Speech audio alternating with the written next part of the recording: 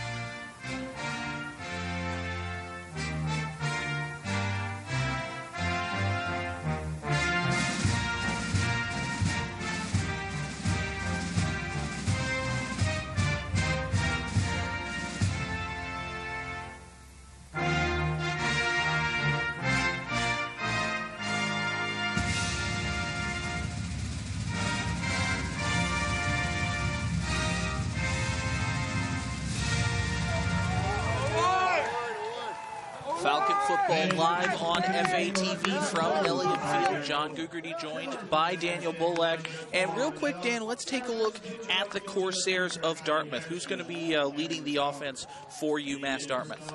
Well, for the Corsairs, it'll be Corey Burnham, a junior from Essex, Mass.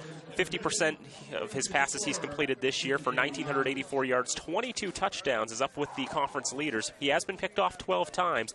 He's also one of the leading runners for the Corsairs. He has 7 touchdowns on the ground. Not the most sure of hands, though. He has fumbled 5 times. Burnham, a lot like Garrett Delakiai in that he is primarily a passer, but he's certainly not afraid to take it off and run the ball by himself. So that's another thing to look out for if you're Patrick Haverty secondary and the Falcon defense. Looks like the Falcons, they won the toss and deferred, so they'll UMass deferred. The Falcons will receive the opening kickoff, and handling the play-by-play for the first quarter will be our own Danny Bolak. Thank you very much, John. Rich Belize set to kick it off for UMass Dartmouth. Senior from Dartmouth. They have two kickers, Belize and Steve Trask. Trask handles the field goals and extra points. And for the Falcons, they have Steven Vasquez. Sterling Garvin is also set back deep to return for Fitchburg State. Thank you for covering me on that. As it's kicked off, we are underway here from Fitchburg. It'll be Vasquez who will handle it at the 10-yard line, run up the middle, and he's still going. A nice run for him as he's down at the 42-yard line, giving the Falcons a great shot here to start. And so it'll be 1st and 10 for the Falcons from the 42-yard line. Two receivers on either side for Garrett Delakiai. Takes the snap, throws over the middle, and a one-handed catch made by Ty Spencer, and that'll be the all-time passing yards record right there. That's a heck of a way to get it, too. We suspected they might go to Spencer on the first play of the day, and with that catch, as you said, Ty Spencer becomes the Fitchburg State all-time leader in receiving yardage. Only took one offensive play to get that record. On 1st down, a quick throw to the right side. This is Spencer again. Breaks past the defender, running down the near sideline, and he's going to be taken down around the 10. Another great reception for Ty Spencer. Move over, Carmi Cesare. That record is Ty Spencer's, and he wants to put some distance right now. Just got the all-time receiving touchdowns record just last week at at Westfield. And now he's looking for more. 1st and 10 again for the Falcons. Spencer in the near slot. They'll go to him again. He makes, and there's the catch made. We're down around the inside the 5-yard line. 3 throws to Ty Spencer, 3 completions.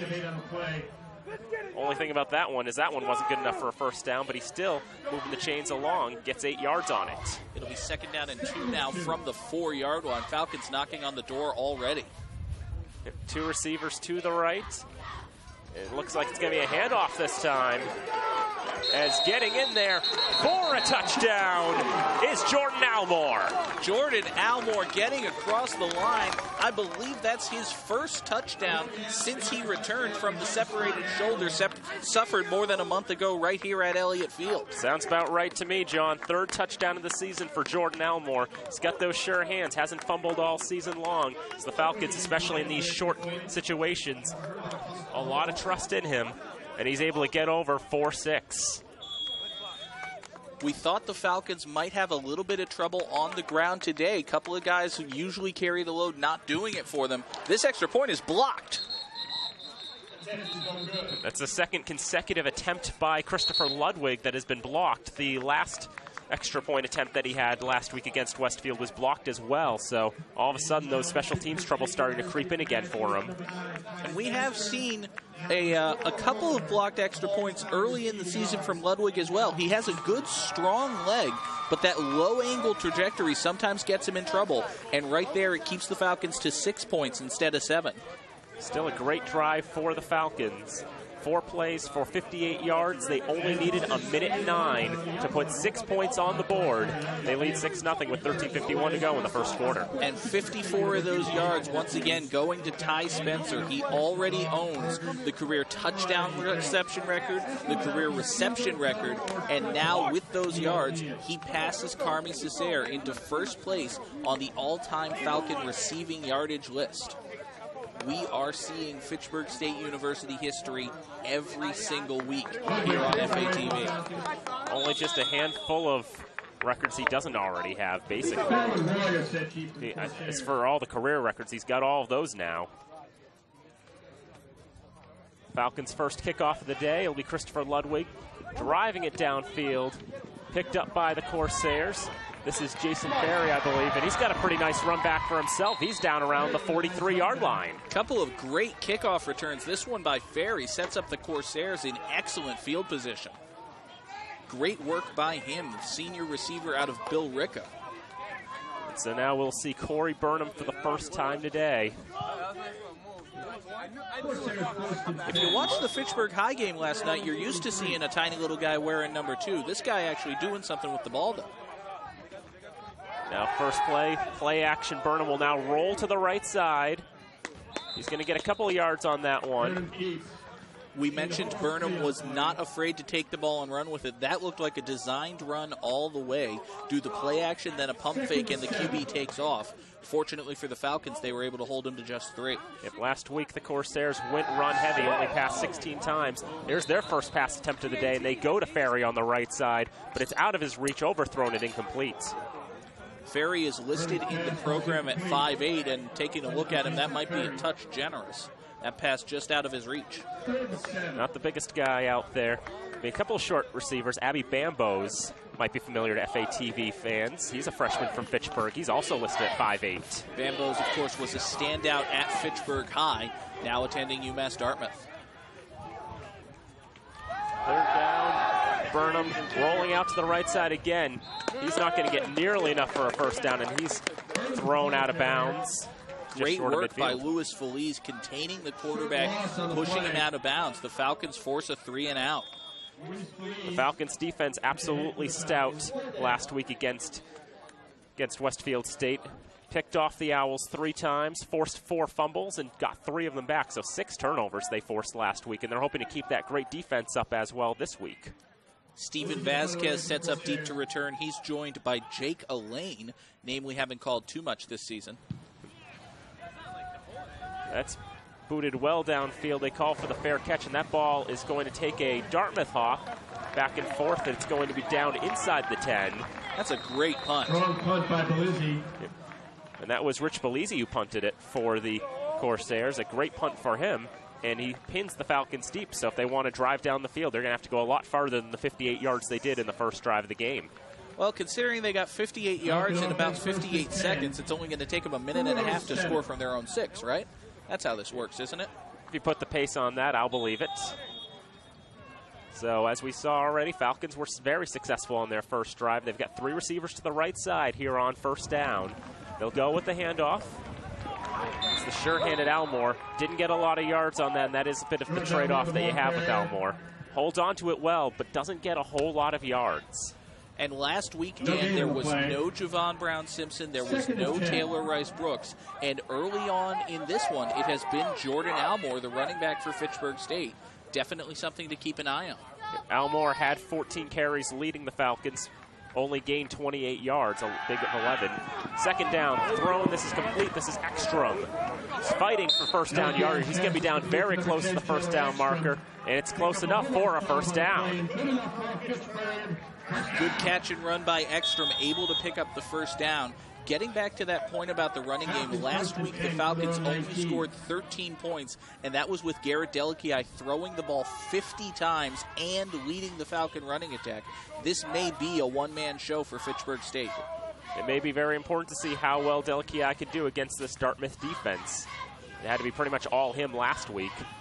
As this is a handoff to Almore rolling around to the left side. Just couldn't get past the last defenders. Gets a couple of yards. Blake Sullivan, the safety, came up and made that hit. Sullivan with the tackle there. It's only going to be a gain of 1 yard. Sullivan, the senior from Beverly. So we go 2nd and 9. Delikiai last week, 28 for 50, 269 yards, 2 touchdowns, and 2 interceptions. So on 2nd and 9 with receivers to the left. Delikiai will throw to the right, finds Ekstrom, makes the catch, fighting for yardage. He's going to be down around the 24th, so that's only going to be about 3 or 4 yards gained on that one. And Delikiai may wish that he had thrown that ball a little sooner. Ekstrom ran the quick hook, and he was standing there for 2 or 3 seconds waiting for the ball before Garrett was able to get it to him. Not able to pick up as much yardage after the catch because of that. So it'll be 3rd down. Yard to gain is the 29-yard line. And Jordan Almore remains the running back for Fitchburg State. Samil will move in motion to the left side. Looking for Samil. That was a very low throw. It is caught. It's not going to be enough for a first down, though, as they get across the line of scrimmage and a couple more after that. It's going to be 4th down and a punt coming from the foot of Ludwig. That's pretty close. A good I think if you're a Falcon fan, you're going to accept that generous call. Only gained a few yards, and the Falcons will kick it away. Yeah, it looked like Samil, if he didn't pick it off the ground, it came very close to doing so. Take a look at it here. The nose of the ball might have touched the turf, but I think Samil did make the catch. Kind of a moot point now. It's only 3 yards. Not enough for a 1st down, as that punt will bounce to about the 35-yard line. Jason Ferry wanted nothing to do with it. It's actually the 13th time this year that a punt from the foot of Ludwig was called for a fair catch. That actually leads the conference by far. And now, Dan, you see the fruits of Rich Belize's excellent punt on the last Dartmouth possession. They take over with pretty good field position here, 1st and 10 at their own 35-yard line. It's not as good as it was the first time, but still, starting from the 35 is a great boost to your team in morale, as on 1st down, they run it up the middle. It looked like Ferry on the bit of the reverse there, and he only... Eddie Sheridan, the ball carrier. Sheridan got it there. Yeah. That's what I get for missing the number. But anyway, Sheridan, the sophomore from Chelmsford, getting a couple on that one. And they don't waste any time on 2nd down. They try to go up the middle again, and they don't get much of anywhere there either. Nothing there at all. Trey Watson saw that coming from a mile away. So another minuscule gain, and just like that, 3rd down. Dartmouth goes very quickly here, trying to get as many plays in as they can. Falcons show blitz. Feliz and Brown Simpson were running up to the line. Now after that, it made the Corsairs second-guess their play for a moment. Dartmouth they came up to the line so fast, they still had 15 seconds to change. So Burnham dropping back, throws over the middle, nearly intercepted. He's getting their hands up there. Trey Watson and then Tevin Bienemy. Couple of Falcons thought they should have had that, as you said. Both Watson and Bienemy very upset that they weren't able to pick that off. It does, though, force another 3 and outs. The Falcons' defense, as efficient as they always have been. We'll see the replay right now. Tipped once. They were looking for Abby Bambos, the Fitchburg native. Just couldn't find him. Punted downfield by Belize. Falcons will take the fair catch. Fair catch by the Falcons. That was Vasquez hauling that inside the 20-yard line. Good call this time by Vasquez. Last time on the punt, he let it bounce at about the 12 or the 15-yard line, and it rolled to a stop inside the 10. This time he saves that 10 yards of field position. It does seem like most of the bounces here on this Elliott Field turf tend to benefit the punter. You don't see too many bouncing backwards punts, if you will. Not too many, no. One of the advantages of field turf. So Falcons' 3rd drive of the contest.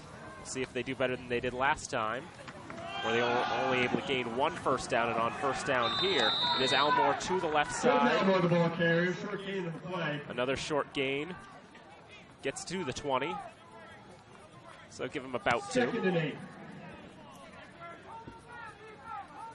Just looking for a hole on the left side, and just not much of anything there. Falcons have 3 receivers on the right side here on 2nd down. Delikiai, as always, out of the shotgun with Elmore to his left. Delikiai now rolling to the right. He's going to find Ty Spencer on the sideline. But Spencer's biggest enemy there was staying in bounds. He was able to do so, but could only get so far. He did get enough for a 1st down, though. Yeah. That's great work by Spencer. As you said, Dan, he caught that ball right on the sideline, had to tippy-toe his way down, but he was able to pick up the 1st down. Yeah, I wasn't expecting too much about that, but, you know, perspective kills you sometimes. Made it look not as impressive as I thought it was, but it was a very good bit of footwork by Ty Spencer to pick up that 1st down. Very good on him to get that first. Falcons with 2 receivers on either side on 1st and 10. It is Elmore again. He finds a hole on the right side and closes up rather quickly after that. So he's going to get about 3 yards.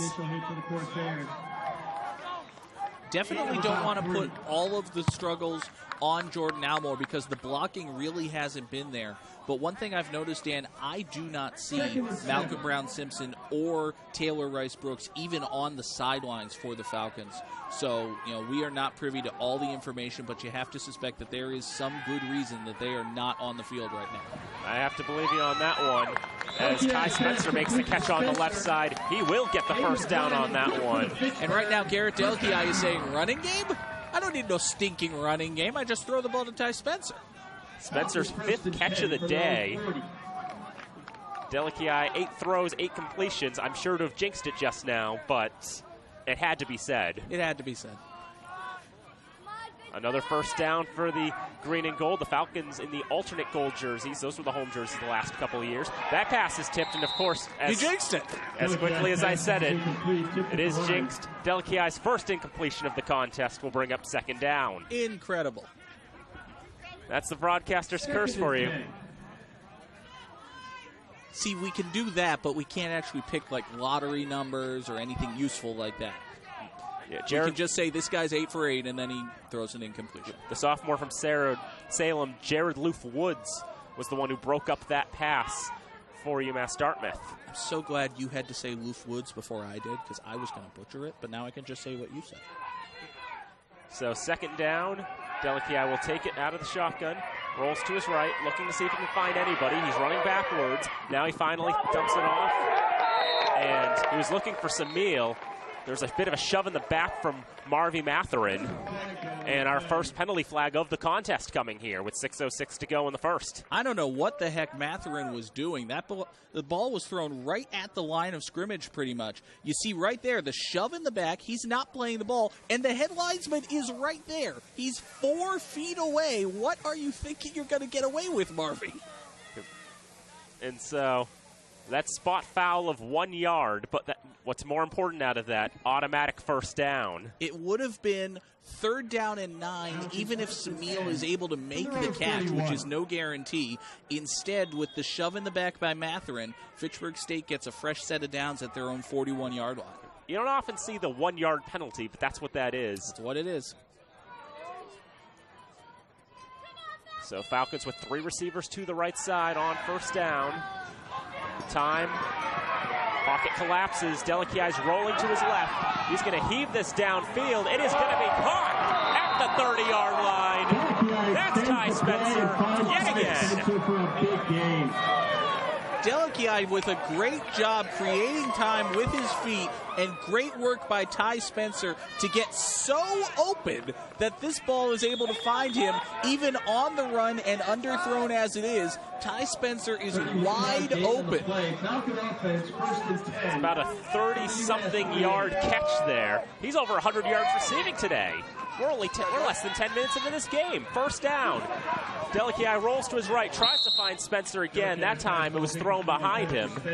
Better chance of being caught there by Blake Sullivan. It almost looked like a pass intended for Sullivan. The ball was so far ahead of Spencer. Delkey a bit lucky that he wasn't picked off there.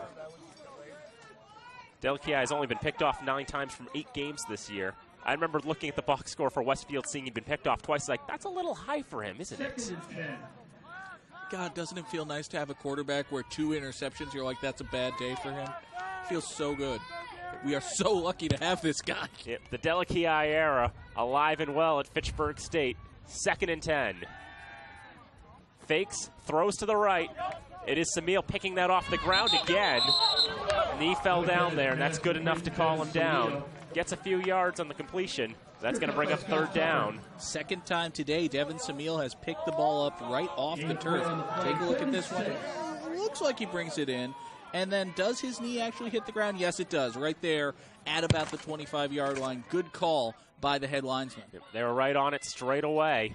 I mean, that time, it didn't touch the turf that time. Just a matter of, though, having to bend down to make that catch, pick the ball up.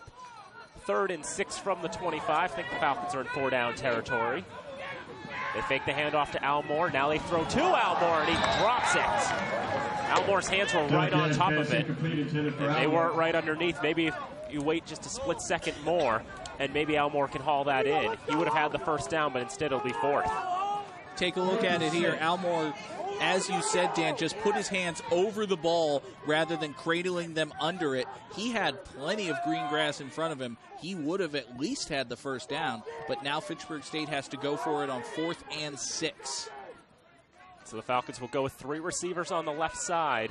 See Samil and Spencer and Trayvon Neal on the left side. Taylor Ekstrom on the right. Almore in the backfield. This is 4th down. And now Delakiai's just going to run for it, and he's going to have the first down and then some. Garrett Delakiai is the Fitchburg State offense right now, and to be frank, it's a pretty good offense. Take a look at this.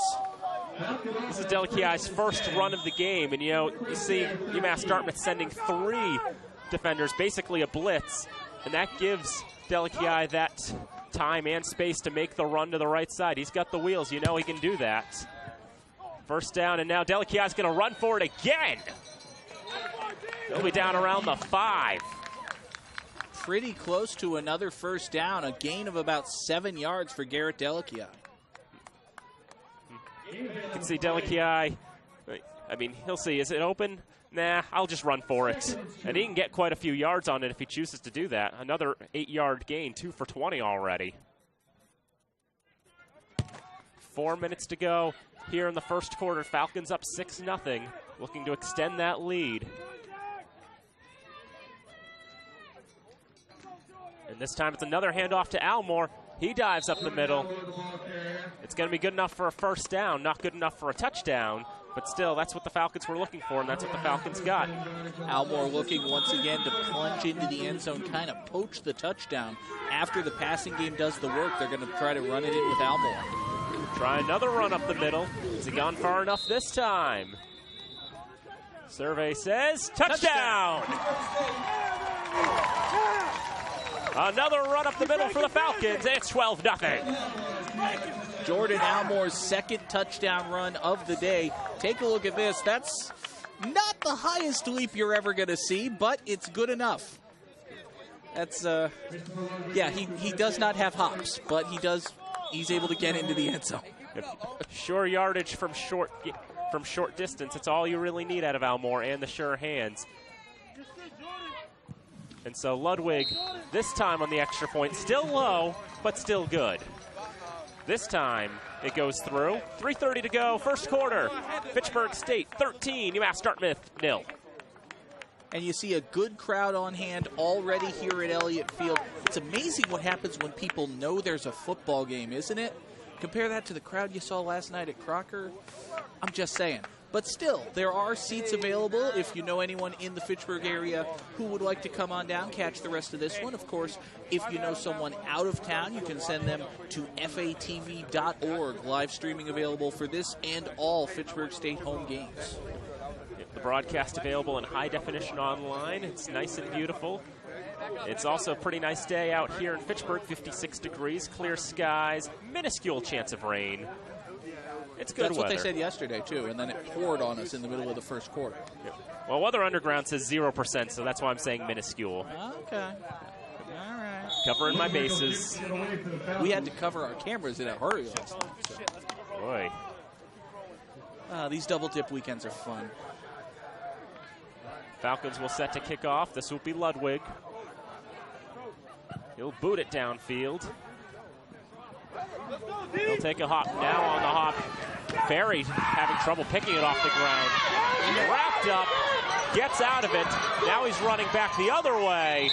And now he'll be taken down just past the 20-yard line. And a flag comes out late. That was not as it was designed at all for UMass Dartmouth, as Jason Ferry just had trouble hauling it in from the beginning and then just had to improvise from there. Ferry tried to play that ball on the hop, and as you said, Dan, the field turf always seems to favor the kickers. Ferry couldn't bring that one in. Let's hear from the referee on this one. 86 on the receiving team. Half the distance to the goal. First down. Jeremy Jackson, one of the blockers for the Corsairs, called for a dead ball personal foul. We saw it there. Looked like a late hit on Mackenzie Cashin. So that will back the Corsairs up almost to their own 10-yard line. Not giving Not doing his team any favors there was Jackson, freshman from Middletown, Rhode Island. So on first down, it is a run up the middle. This was Sheridan. Get some yards on that one. Good gain by Sheridan, picked up about 6 yards. It'll be 2nd down and 4. And we'll see the Corsairs again, not wasting any time. Another handoff.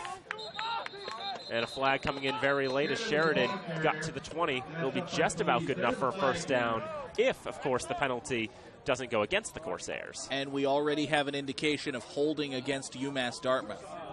That'll back them up some yards. Such a good effort will go by the wayside, presumably.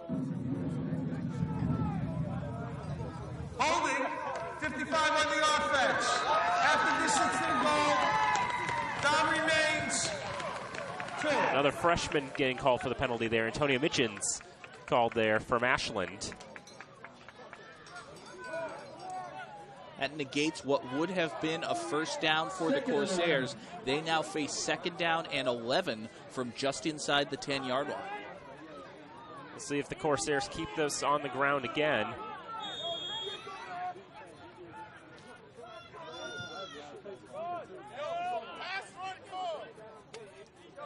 Five runs attempted today by the Corsairs to 2 passes. They've had that few plays. Corsairs changing the play once again. They line up so quickly, though, they have time. Burnham takes the snap, drops back, will look to pass. Has time, throws. Was hauled in there by Ryan Sullivan. Looked like Burnham wanted to go deep here. Take a look at it.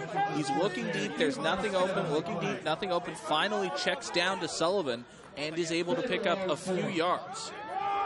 Only Sullivan's 6th completion of the season. As on 3rd down, whatever they're trying to do there did not work. They're not going to have enough for the first on that run. That was Mike Slaughter Jr., the junior running back. His dad's in the military, you know, but he was not able to pick up the first down. So UMass Dartmouth once again will go 3 and out. Another unsuccessful drive for the Corsairs, just having trouble getting the wheels going. Corsair's a boat, though. It doesn't have wheels. Maybe that's the problem.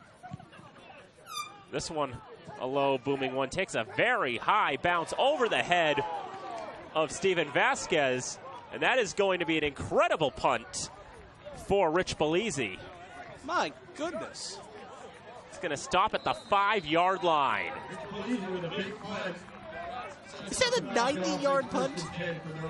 It's going to be very high number, very silly number is what that's going to turn out to be. Belize's no slacker when it comes to that. He averages 37 a kick. His long this year is 64, and that's going to rival that. That's longer than 64 yards. What was the line of scrimmage there? The 14? And it's down at the 5? That's an 80-yard punt. 79-yard punt. 79 yards. Well, then. Whew. Well, that'll make up for another 3 and out. Just pinning the Falcons very deep. Eventually, you're down 2 scores. You'd like to actually put points on the board, but in the meantime, a 79-yard punt that doesn't even result in a touchback, you'll take that. Every day. I mean, that ball was only going to go about half that distance, if that, and then it just takes that incredible bounce and just keeps rolling, and it is windy today. And so it'll be 1st and 10 for the Falcons from their own 5-yard line. This is a handoff going up the middle. Sterling Garvin, the ball carrier. First carry of the day for him. Freshman from Canton. Only 5'6", not a lot of size. Gain of 2 on the play.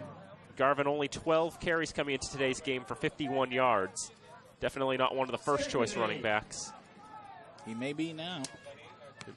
Yeah, without Brown, Simpson, and Rice Brooks in the backfield, Falcons going to have to rely on their lesser options a little more. Under a minute to go in the first quarter. Delikai on 2nd down will throw to the left side. This is Spencer. Spencer going to the sticks.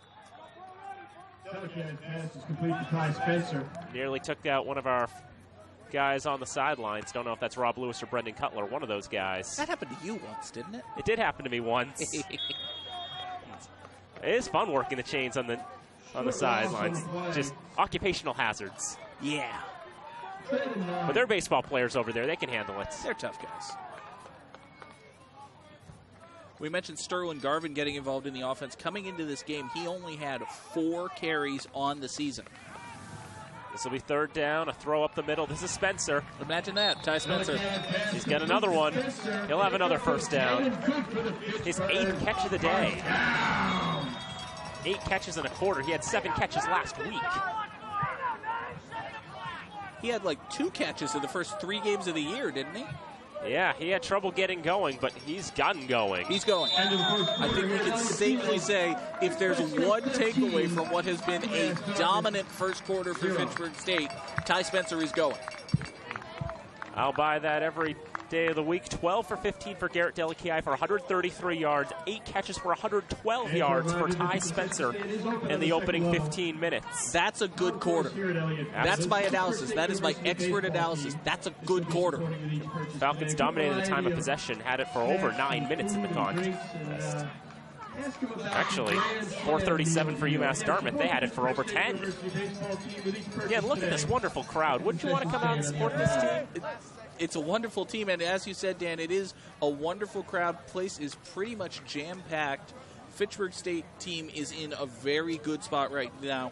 Looking, I believe you said, to capture their 7th win of the season for the first time since 2005. That is correct, John. 04 and 05, the Falcons had 8 wins. Had an appearance in the New England Football Conference Championship game back when that existed in 2004, and they made ECAC Bowls in both those years. The Falcons haven't been to the ECAC Bowl or had more than 6 wins in a season since. But they could change that all today, get their 7th win, and get themselves on track. Falcon offense moving already. They've already picked up a first down here, 1st and 10 from their own 18-yard line as we change ends and start the second quarter. Sterling Garvin will line up to the left of Delakiai in the shotgun. Trip receivers to the near side, just a tight end on the left. And it's a handoff to Garvin. Straight up the middle goes Sterling. Nothing there. Ran right into the pile. Pick a name at random. Looks like Derek Tarpey was one of the linebackers hitting Garvin. Yep, Tarpey would be the number I'd go with, 51. Linebacker, senior from Tewksbury, Mass. I mean, just trying to run up the middle. 4 different Corsairs wrapping him up. Garvin heads to the sideline, and Jordan Almore will come in as the running back for the Falcons here on 2nd down and 9. Once again, 3 receivers to the far side, only 1 to the near. It's Trayvon Neal. Back to pass is Delakiai. Under pressure, dumps it off for Almore. Jukes 1 defender. Not even able to get back to the line of scrimmage, though. Brought down at about the 17. It's a loss of 2. Bring up 3rd down and 11 now for Fitchburg State.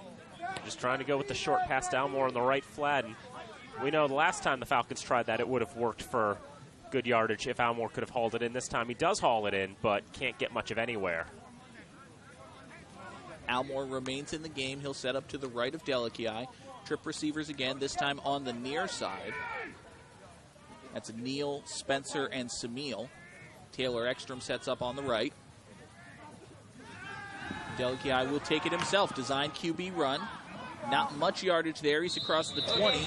Pushed out of bounds on the Corsair sideline. A flag comes in very late. That's in the area where it would usually be a late hit. I didn't see one. Let's take a look at it again here on the replay. Delakiai taking run all the way, runs out to the right side, just tries to get as much yardage as he can. And I guess at that point they're saying it's clear he's going out. It's like that last push at the end, unnecessary. I frankly disagree with that. I don't think Delakiai was even out of bounds by the time he was touched. I can tell you for certain it was not going to be enough for a first down. Well, let's hear the call. I think he's going to wave it off. That's it. There is no foul on the play. It's a good decision. Would have been a gift first down for the Falcons. As you said, Delakiai was nowhere near the line to gain, and as I thought, he wasn't even out of bounds when those 2 shoves came in. So Falcons go 3 and out after the start of the quarter. They will kick it away. First time we've seen the punting unit for Fitchburg State, I believe. I think we've seen him once before, actually, but Actually, it's the third punt. Well, Second I misread, but still. Ludwig's kick is barely away. A high spiral bounces at the 45 and takes a Falcon roll inside the 40. That's going to be down at about the 31-yard line. Ultimately, a pretty good kick by Christopher Ludwig. And as we've said already, this field turf benefits the punters and benefits the kickers. I mean, that was a very high one. Landed somewhere around midfield. But it takes that hop, that spiral. Being benefited, as you can see, by the wind, a pretty strong breeze. It actually feels like fall, which is something we haven't felt too much here in the second weekend of November. This whole season is just weird. It has been. It's been very warm the last few days, too.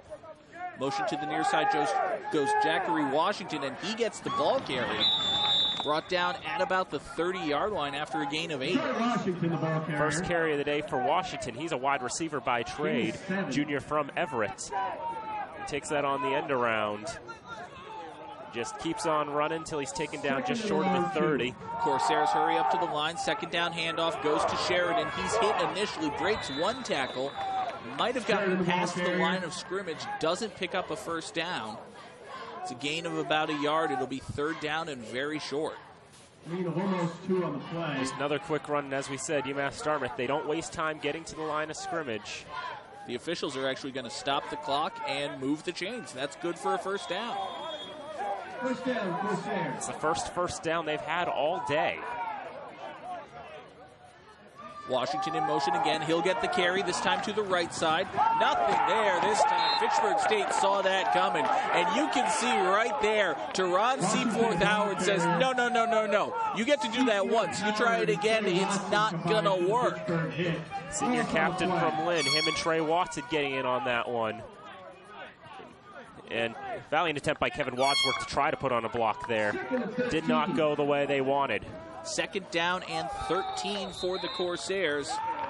And we get whistles and flags. Looks like a false start against UMass Dartmouth. On the offense.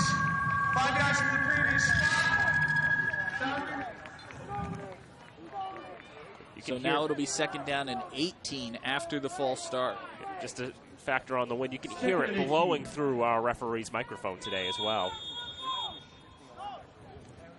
That wind does appear for the most part to be blowing right to left across your screen. So UMass Dartmouth is going into the wind right now.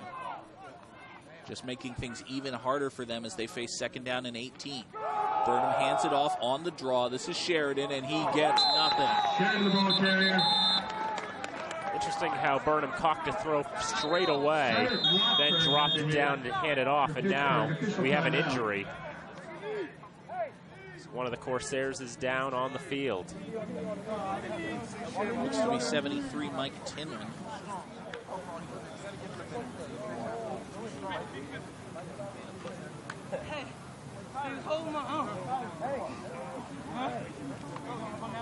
Yeah, the Falcon defense has just been standing up the UMass offense on this series and really throughout the entire game. We are only less than 4 minutes into the second quarter here, but this has been an absolutely one-sided affair. Just a single first down for UMass Dartmouth. They've gained 25 yards in the entire contest. The Falcons, in comparison, 28 plays, 177 yards. And as I said, UMass Dartmouth just 13 for 25, just having trouble getting anything going. You can see the replay there, Sheridan getting nothing. And you can see Mike Tinlin going down there, sophomore from Pembroke. Looked as if his ankle might have been clipped, maybe hyperextended the knee as he was trying to set another block. While we have a second here, folks, we want to thank all of the underwriters who make the live productions on FATV possible. FATV Remote Productions are underwritten by Workers Credit Union, MART, Unitil, Minuteman Press, Vector 5, Enterprise Bank, the Fitchburg Sentinel and Enterprise, and, of course, our hosts today, Fitchburg State University. We thank you for our support. We thank you for your support of FATV. Fitchburg State kind enough to donate the scissor lift that our crew members are using. I believe it's Scott May and Tim Doust up on the lift today. And of course, they let us be here and televise the games. That's nice. We enjoy doing it. Always a lot of fun, especially bring Fitchburg State football to your home. 3rd down and 18 now for UMass Dartmouth. Plenty of time once again for them to change the play. Just 10 seconds left on the play clock.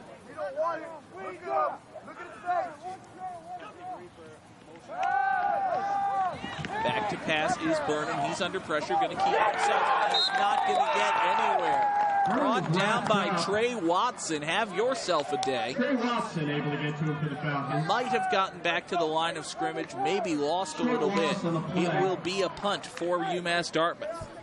And Corey Burnham trying to do his best Garrett Delikiai impression, but Trey Watson having none of that, taking him down for a loss. And that's just continuing the struggles that UMass Dartmouth has had against this Falcon defense today.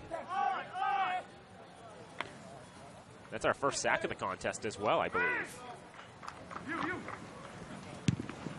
Kick is away, high. Bounces at the 45, picked up there by Vasquez, and he is rammed into. Vasquez with a few inches tall. That would have been a flying clothesline. He uses his 5'7" height to his advantage there to duck out of the way. He was basically diving down to the turf as he brought that ball in. Falcons 1st and 10 from their own 43. But as you said, Dan, Vasquez is lucky he wasn't taller, because that hit would have taken his head off. Just seemed like an aggressive play from the Dartmouth defender there, gutting downfield, just trying to knock him out of the play. He didn't call for the fair catch, so he was fair game. 1st and 10 Falcons, good field position at their own 43-yard line. Delikiai pumps, he's going to throw long. Pass is a bit underthrown and incomplete, but a flag comes in, a second flag. Ty Spencer tried to make a circus catch. Take a look at this one again. Looked like Alex Ortega basically setting a pick there, looking not even anywhere near the ball, and he's just in the way.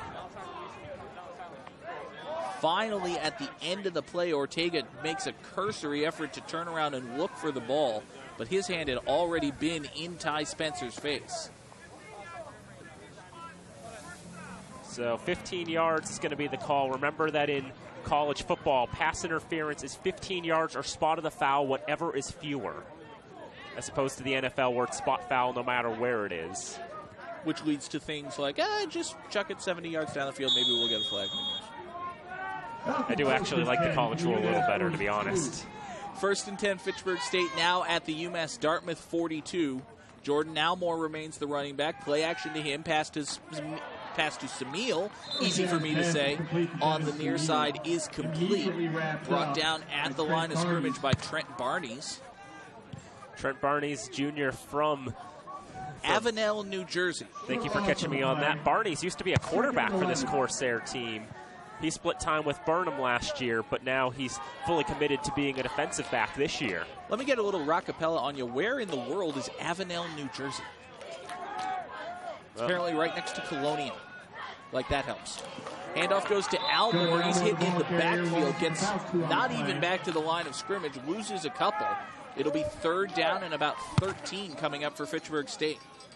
After the flag, Falcons just going backwards. I mean, catch for minus a yard and now another run for -2. Maybe UMass Dartmouth starting to get on the same page as this Falcon offense, starting to figure them out. But you never know what the Falcons can pull out here. 4 wide receivers for the Falcons, 2 on either side. Jordan Almore is the running back, set up to the left of Garrett Delikiai.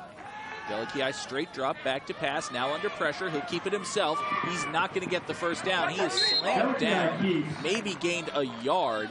Brought down from behind by Derek Tarpon. So after the pass interference penalty, the Fitchburg offense sputters. They will kick it away. The Dartmouth defense just blasting through the line on the blitz. And Delikiai, not even enough time to consider throwing. He's got to run it. He gets a yard.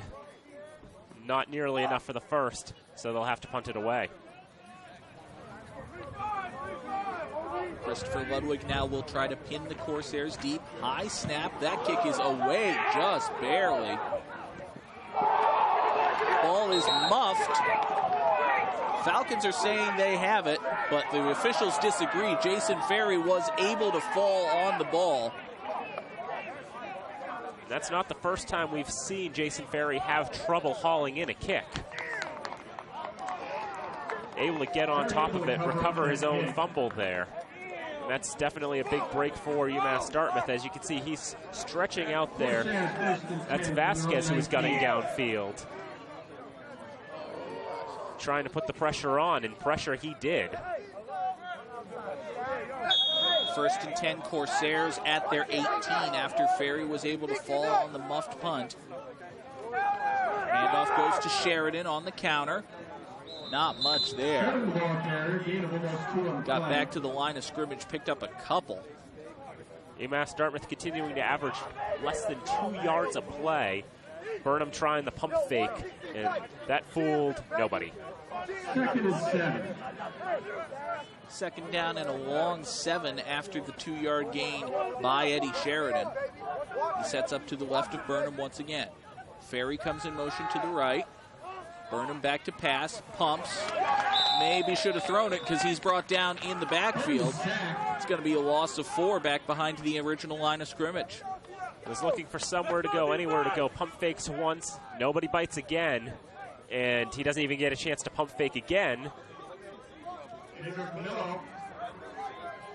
Pedro Camilo appears to have gotten the sack there for Fitchburg.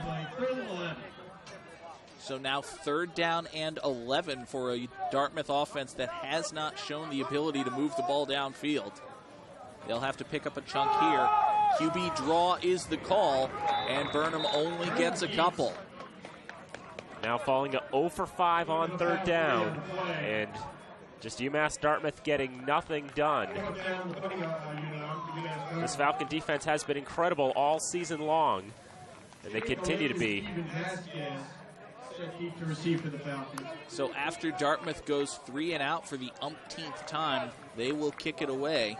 Steven Vasquez and Jake Elaine set up at about their own 40-yard line. That's another very good punt. Elaine will pick it up at the 24. And he gets back to the 34. A flag comes in. I believe the ball came loose as well. Wondering, I saw one of those hands up high for UMass Dartmouth. I'm wondering if there is a face mask. They have indicated Dartmouth ball. So the officials do indicate Dartmouth ball. We will have to check the penalty.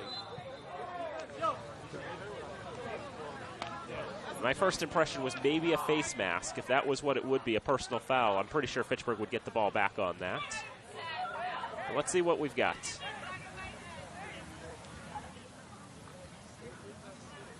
I'm not great at guessing penalties. It could very well be anything else. Looks like a block in the back is indicated against the Falcons.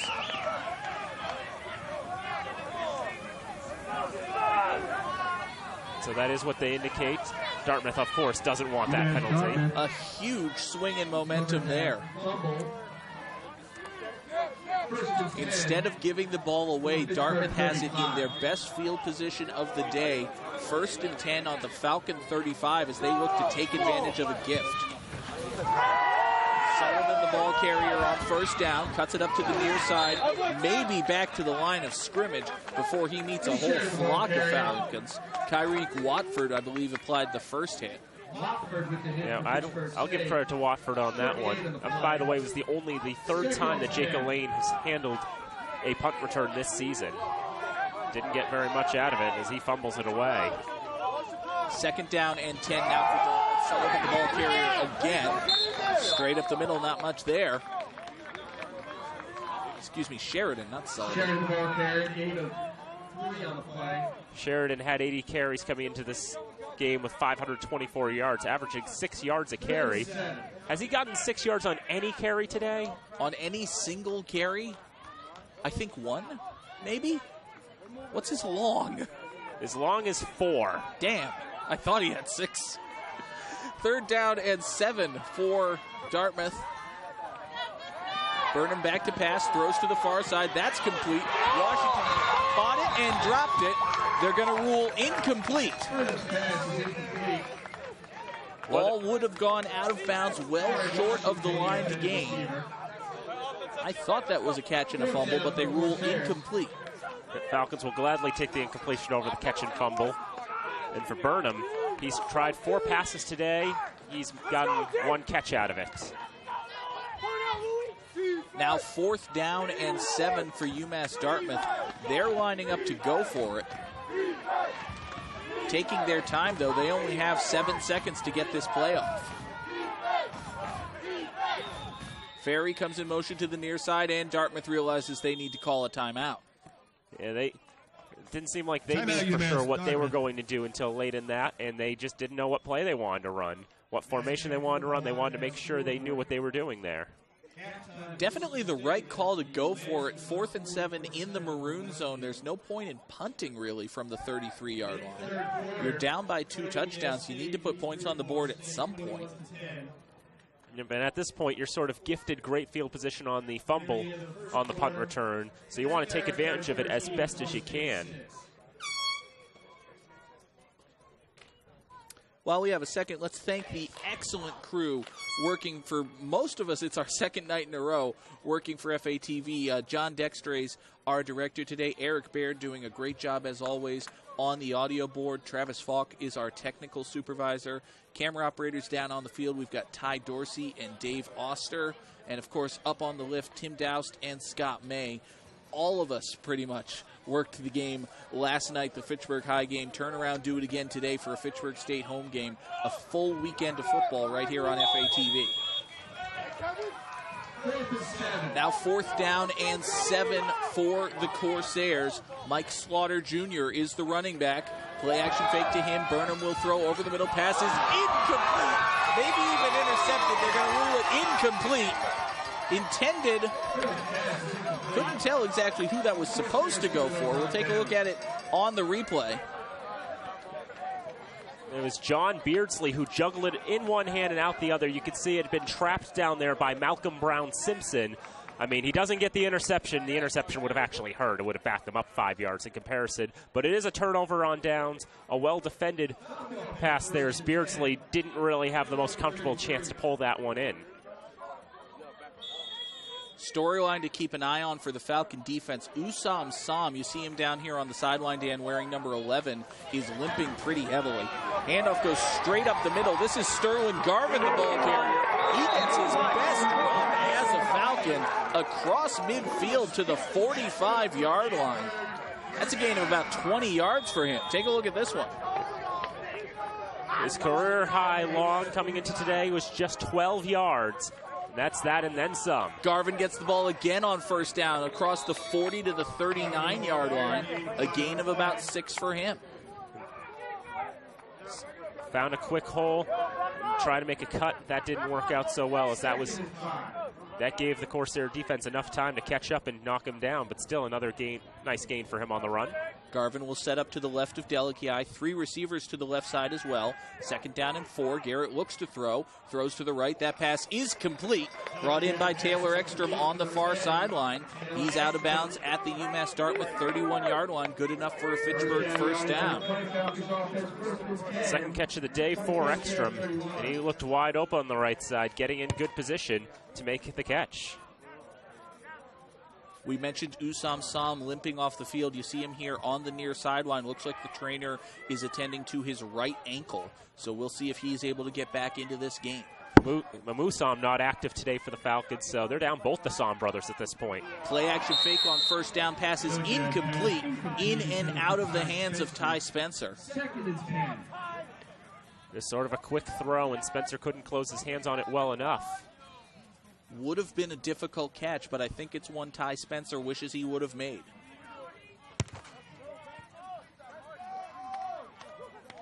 .349 to go in the 2nd quarter. Now the Falcons slowing it down a little bit.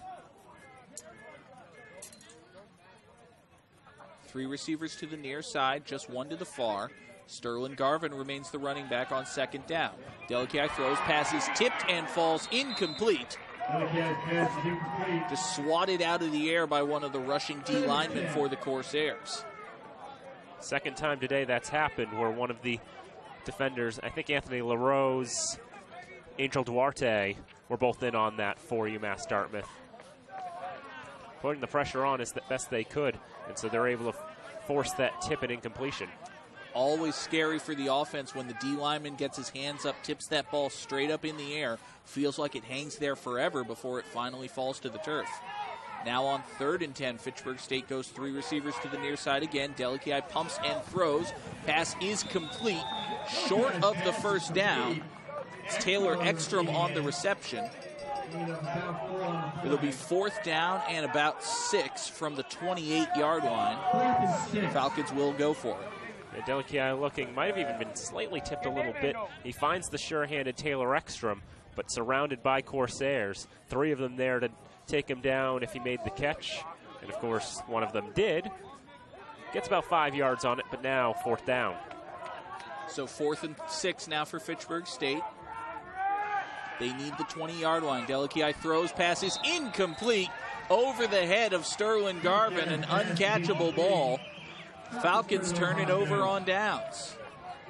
Had to get around Derek Tarpey to make that catch, and that held him up just long enough, I believe. And so Garvin just not able to get over there quickly enough, just lofted a little too far out of the hand of Delikai. And so a turnover on downs. UMass Dartmouth will take over now, 1st and 10 at their own 27-yard line. 3 minutes, 3 seconds to play here in the second quarter. They have 2 of their 3 timeouts. Handoff goes to Eddie Sheridan on 1st down. He gets maybe a yard, if that. Falcons have done well this year to solve those star running backs that whatever opponents have. And it's Eddie Sheridan who just can't find anything with this Falcon defense. Free play. Free play here as the Falcons jump offside. Pass is complete up along the far side. That's Jackery Washington on the reception. He only gained 5 yards, though. I think they'd rather take that on the offside than burn it down doing it. I'd agree with you on that one. I think it was Quentin Privet who jumped there.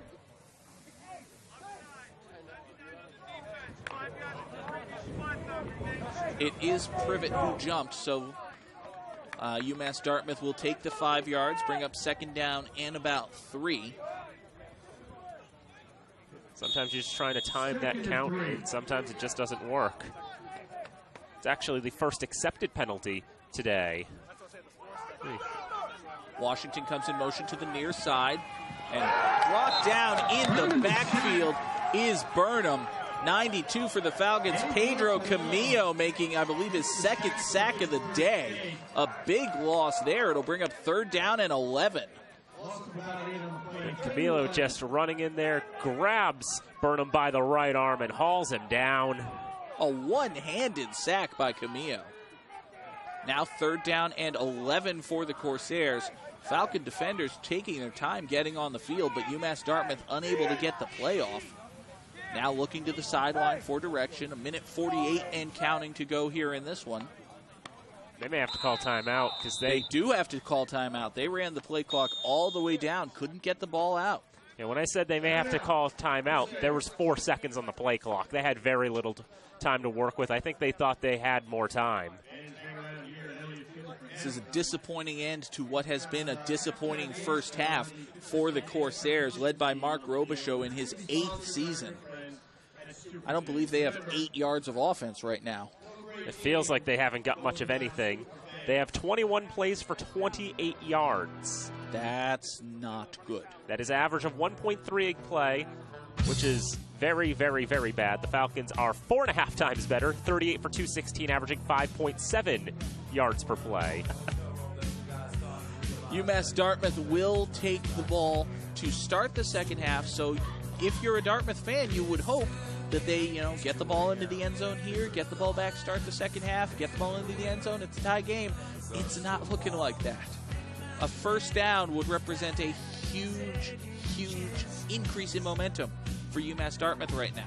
This is a team that's coming off a win over WestCon, a team that hung 57 on Fitchburg, and sometimes you wonder how that happened. 3rd down and 11 for UMass Dartmouth. Washington comes in motion to the near side. Burnham back to pass, throws short, passes incomplete. Looked like he was intended for Jason Ferry. Not an easily catchable ball. Let's do it. Put one in here. Falcons will set up to return this one, and after Jake Elaine made the fumble on that last return, Steven Vasquez is going to be joined by Herbert Acosta, the freshman receiver. They're just trying something different in the backfield. Acosta himself only has one punt return this season. Vasquez takes this one in at the 36-yard line, jukes one defender. He's across the 40, 45.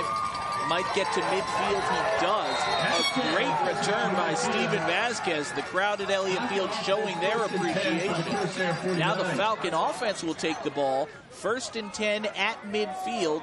All 3 timeouts and 84 seconds to work with. You've got to think they're going to at least try to put more points on the board.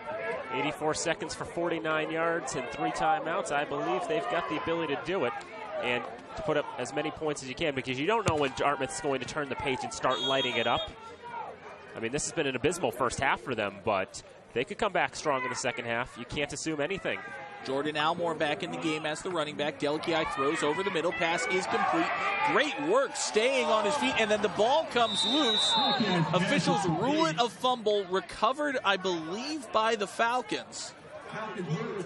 It is good enough for a first down. Ekstrom getting the fumble recovery. I didn't get a good look at who got the ball at first. Who do you think, Ty Spencer? It was Ty Spencer.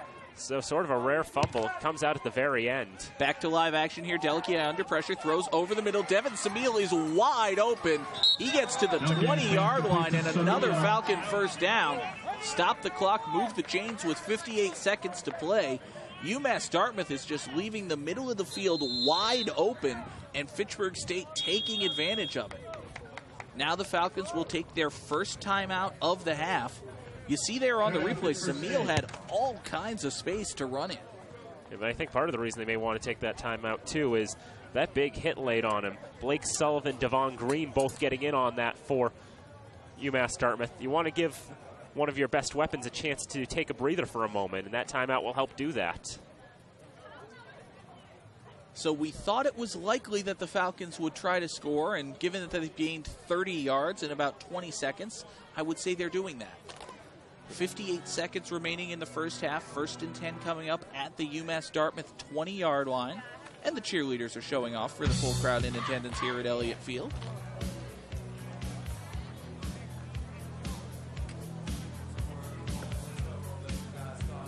Hashtag fear the flock, Danny. Says it right there. There you are. You can see a shot of the press box. You can sort of see us on screen. Oh, we can? Oh, no. Oh, no. There we are. Yep. Hello. Yep. They have cameras down on the field. They will find us. We're on television right now. That's me. That's me right there. And that's you with the beard. He's the guy with the beard. I'm the guy with no hair. Back to live action here. 58 seconds left to play in the first half. 1st and 10 Falcons at the UMass Dartmouth 20-yard line. 3 receivers on the far sideline. Just Trayvon Neal on the near. Delaki pumps and throws. Incomplete. Just out of the reach of Ty Spencer on the little bubble screen. Would have taken a one-handed catch there. Well, he's done it once before. But it would have taken something dramatic to pull that one, and that ball just thrown a bit offline. Just rush the throw sometimes. At least Dartmouth's defense, they've been getting better in the second quarter. I mean, at the beginning of the game, they had not much of an answer for the Falcons' air attack. This time around, they've been settling in. They've been doing a bit better. Delki back to pass on 2nd down. Now under pressure. He'll look to take it himself, but he's brought down in the backfield. Sacked for a loss of 3, and the Falcons will take their 2nd timeout. Now with 48 seconds to play. We'll have 1 timeout left. They have to deal with 3rd and 13, of course, that maroon zone, so, or close enough to the red zone nonetheless. So it is going to be 4-down territory for the Falcons. So 2 shots to get 13 yards to keep the drive alive. Time not really a huge factor yet. Plenty of time to complete a pass over the middle, get up and hike the ball again. So there's no reason that the Falcons exclusively need to go to the sidelines here. I haven't been giving you the numbers because my live stats froze. That's fine. But nonetheless, though, the Falcons have been sort of, as we said, they've sort of been slowed down a little bit by the Dartmouth defense. The Dartmouth, they were on a 4-game losing streak before this contest, but they turned around. They beat Westcon by 6 points in a pretty dramatic game last week, what was senior day for UMass Dartmouth. And as I had already alluded to, that same Westcon team had hung 57 on the Falcons for their second loss of the season, but yet that same Westcon team has 4 losses, especially to teams that the Falcons have beat rather handedly, so it's kind of a surprise. Just everything was clicking for the Colonials that day when they take on Fitchburg down in Danbury. 3rd down and 13 for Fitchburg State. They need the 10-yard line for a first down. Delici looking to his left, now under pressure, running backwards. He's got to get rid of the ball, and he does. That pass did not get back to the line of scrimmage. Delici was well out of the pocket.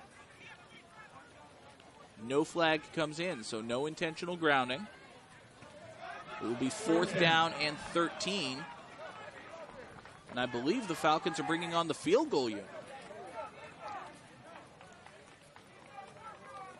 Appears to be what they're going to try to do.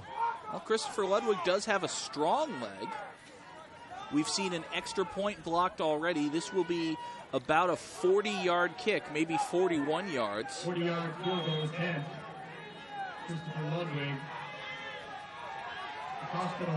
All I can say is let's see what happens. Kick is away. It is short and wide. No good. So the Falcons unable to put points on the board. 35 seconds left to go here in the first half. Looks like we're going to be going into halftime with the score 13-0 Fitchburg State. Yeah, I can't imagine Dartmouth's going to try to make a run downfield with as little time as they have. Ludwig was 3 for 4 on field goal attempts this season with a long of 28. So 40 yards, I would have thought for sure that'd be out of his range. And considering that kick, it was definitely out of his range. But now you know. Now you know. Matt Lowe is in at quarterback for UMass Dartmouth now.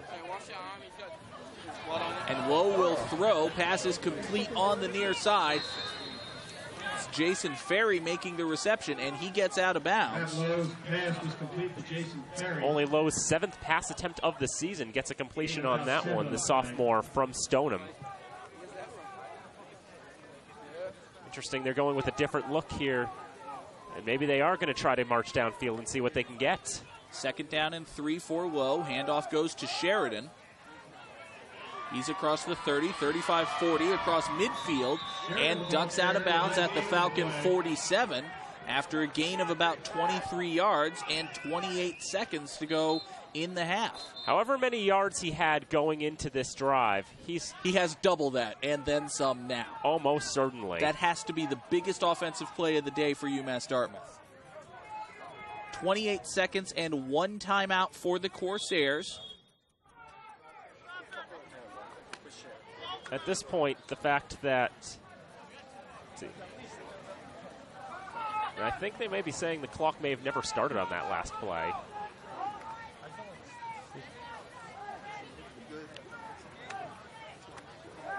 So they may have to adjust the clock.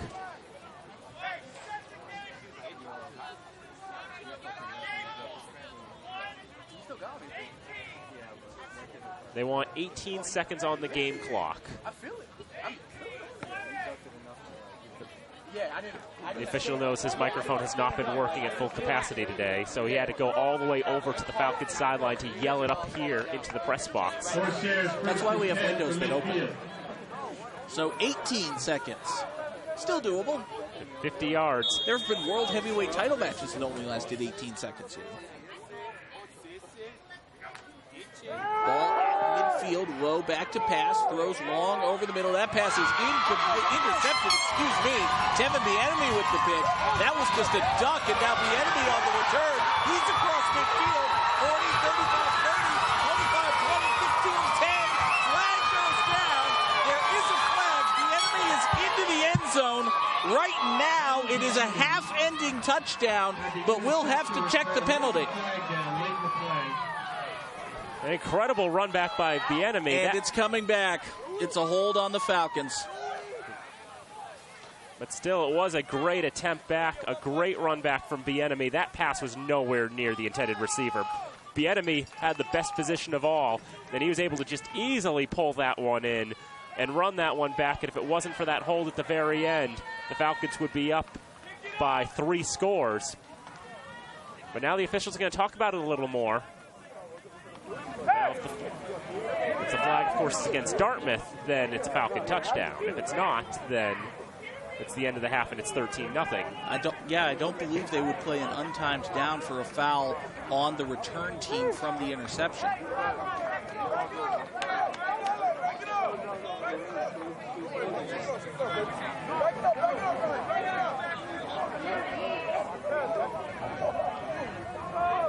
There were signals given, and they're keeping the Dartmouth defense on the field.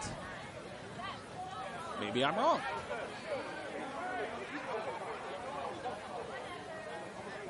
There may have been an infraction on Dartmouth as well.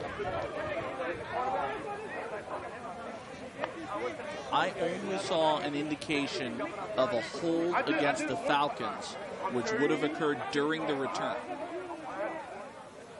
So they've placed the ball at the 20-yard line.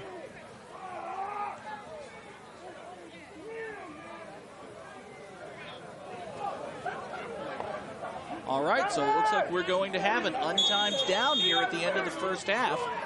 Basically, the Falcons get one shot from the 20-yard line to get into the end zone. Delakii back to pass, looking to his left, nothing there. Now throws over the middle, pass is low, but it is caught. Touchdown, Devin Seville. That really is the one thing that's why, going back to earlier, Dartmouth trying to march downfield. This is why you'll see teams try to take that knee and just go into the half, because they don't think that it's going to be worth trying to go downfield. And then the interception from Bieniemy led to this untimed down, and Devin Seville hauling in that touchdown catch. So now it is going to be a 3-score lead for the Falcons going into halftime. I am just flabbergasted. How do you let the Falcons into the end zone on that play? There's no time on the clock. They have one play. Extra point, by the way, is up and good, so it's 20-0 at halftime. How do you let anybody get open? Don't send anybody at the quarterback. Play it like a Hail Mary. Knock it down in the end zone if you have to. He's wide open. One diving defender trying to break that up at the very end, but all for naught. The Falcons score on the last play of the first half. And we'll go to the locker rooms, take a break here at FATV. Fitchburg State leading this one by a score of 20-0. A raucous end to a dominating first half here at Elliott Field. Falcons looking for their 7th win of the season. We're going to take a break for halftime. We'll be back in a moment right here on Fitchburg Access Television.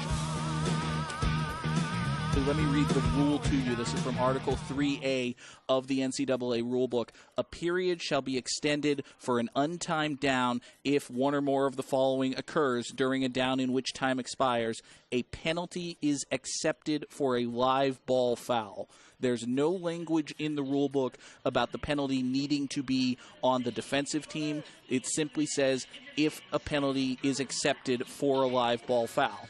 Now, obviously, because the result of the play was the touchdown for Bieniemy, UMass Dartmouth did have to accept the penalty so as not to just hand Fitchburg State that touchdown, which then leads us to the untimed down. And my question for you, Danny Bolek, is what in God's name were the Corsairs doing on defense during that untimed down? I mean, even if it's 20 yards away, you still got to play the Hail Mary defense, get every receiver covered, and try to knock that ball down. UMass Dartmouth, I mean, that was just to cap off what was a terrible, terrible first half by them.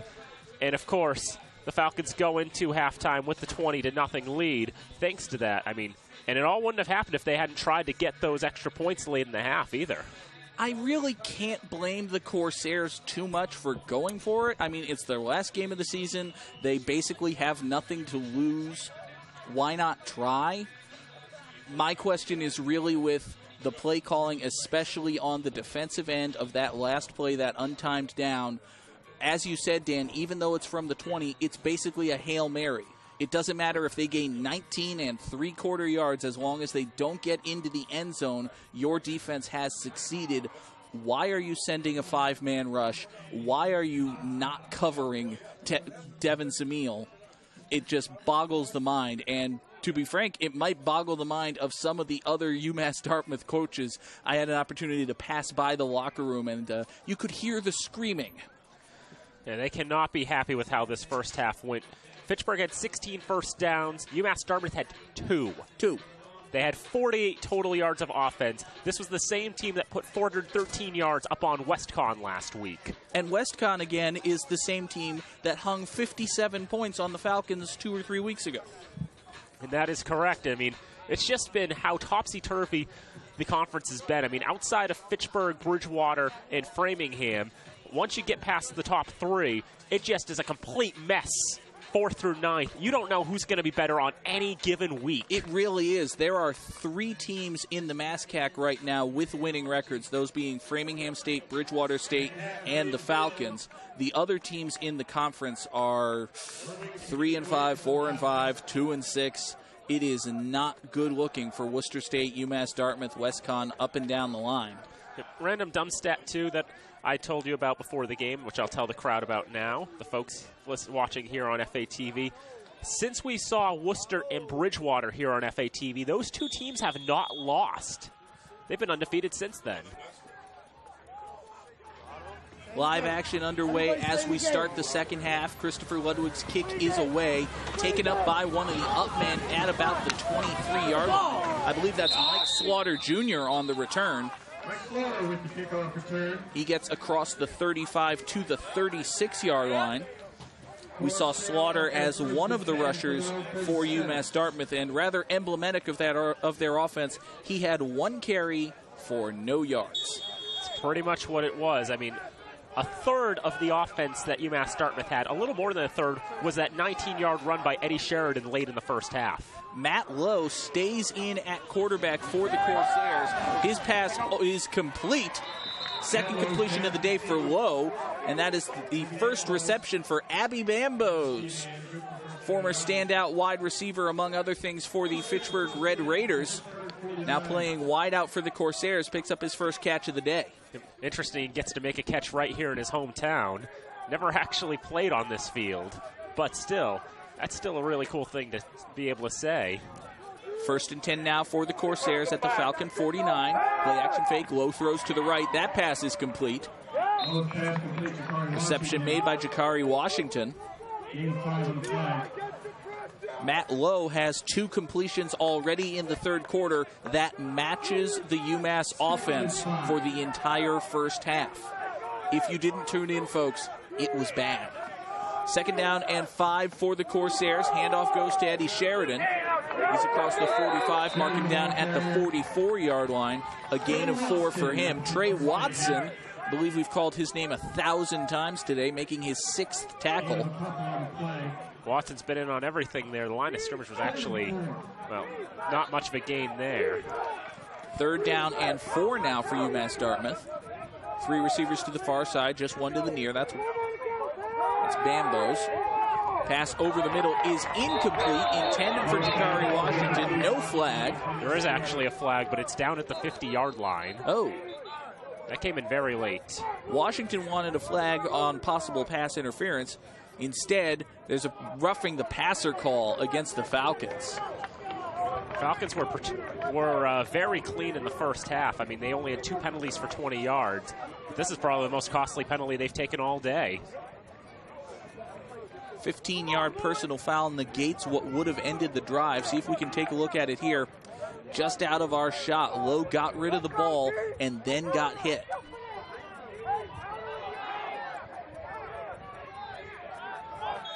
So Matt Lowe, the sophomore QB from Stoneham, leads the Corsairs up to the line. 1st and 10 at the Falcon 28. Handoff goes up the middle. That's Eddie Sheridan, the ball carrier.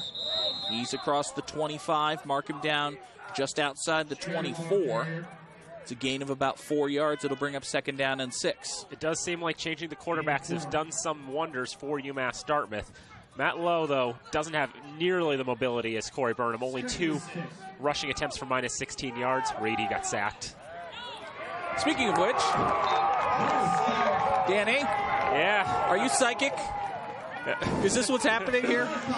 Well, he got sacked right there, but like I was saying, he hasn't really run it that much this year, so you forfeit the mobility, and so he has no chance to really get out of that, and he is sacked.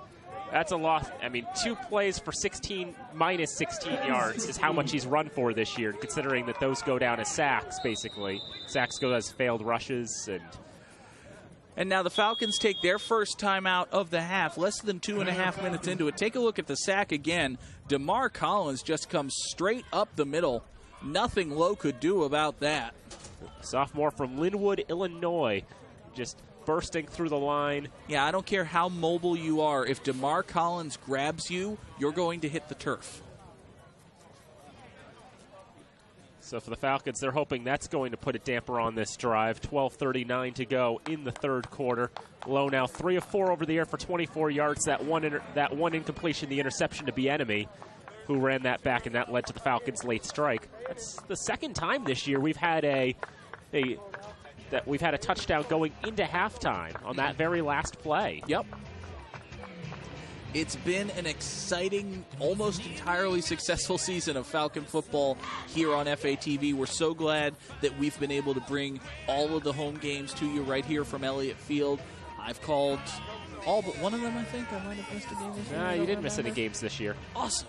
Yep. By the way, I want to give congratulations to Framingham State. They've knocked down Bridgewater State by a score of 27-17, and they are the 2015 MASCAC champions in football. Congratulations to Framingham State. 3rd down and 16 now for the Corsairs. They need to get to the 19-yard line for a first down. They'll hand it off to Sheridan. He actually gets a pretty good gain. Across the 30, mark him down at the 26-yard line. And that's Slaughter, the ball carrier, excuse me. Makes about as much as he lost on the sack there. So 4-down territory, you need 16 yards. Why not? It'll bring up a 4th down and 9 now for the Corsairs.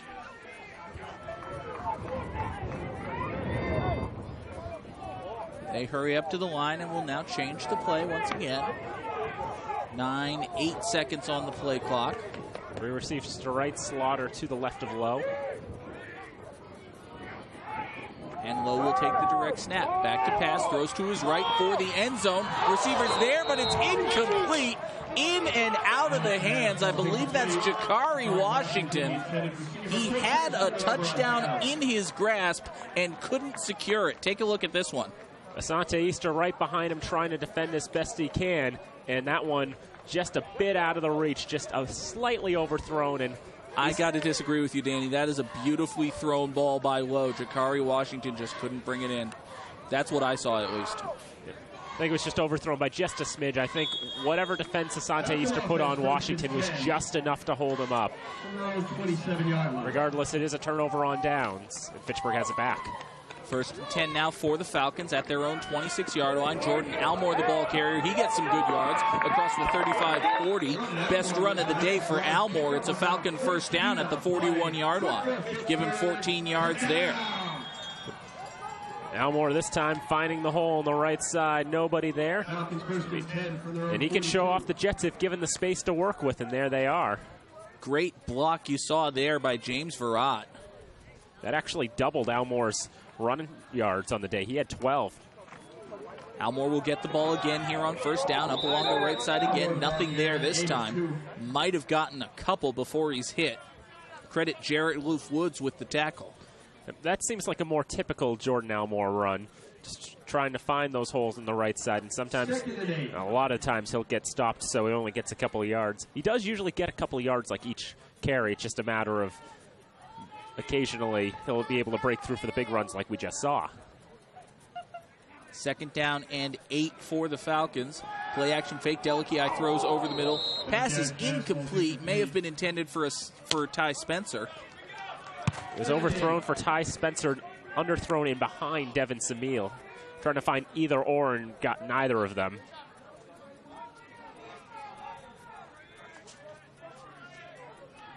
And so bring up 3rd down. The Falcons actually have not been very good on 3rd downs today. 1 for 7. In comparison, Dartmouth is 0 for 8. 3rd down and 9 for Fitchburg State. They need to get to the 48 of UMD for a first. And Delici will try to throw for it. He's under pressure, now going to take off and run. He's got plenty of ground in front of him. He's across midfield, 45-40, picks up a block, 25-20, 15-10, touchdown, Garrett Delici. There are no flags. 57 yards for Garrett Delici. What a run.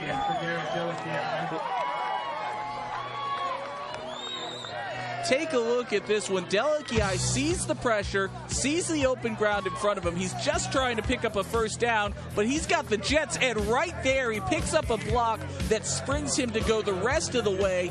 Good downfield hit by Ty Spencer. Delici is untouched as the Falcons take a 26-0 lead. Make it a 27-0. Nope, 26. I thought that was good. He was able to get elevation on that one. It was definitely high enough. It just wasn't through the uprights. We need one of those cameras that's like right above the uprights. If only we had access to that football camera, you know, that they have right behind the uprights there. If only we had that. If only. Or one of those cable cams. That would be nice. Yeah, I mean, just like they've got on ESPN and Fox and all that. You know, that was first tried out in the XFL. Yes, it was. It's like one of the big things that came out of it. That and He Hate Me. That and He Hate Me. And Tommy Maddox, that was his name, right? Yeah, Tommy Maddox. He had like one good season for the Steelers. He did.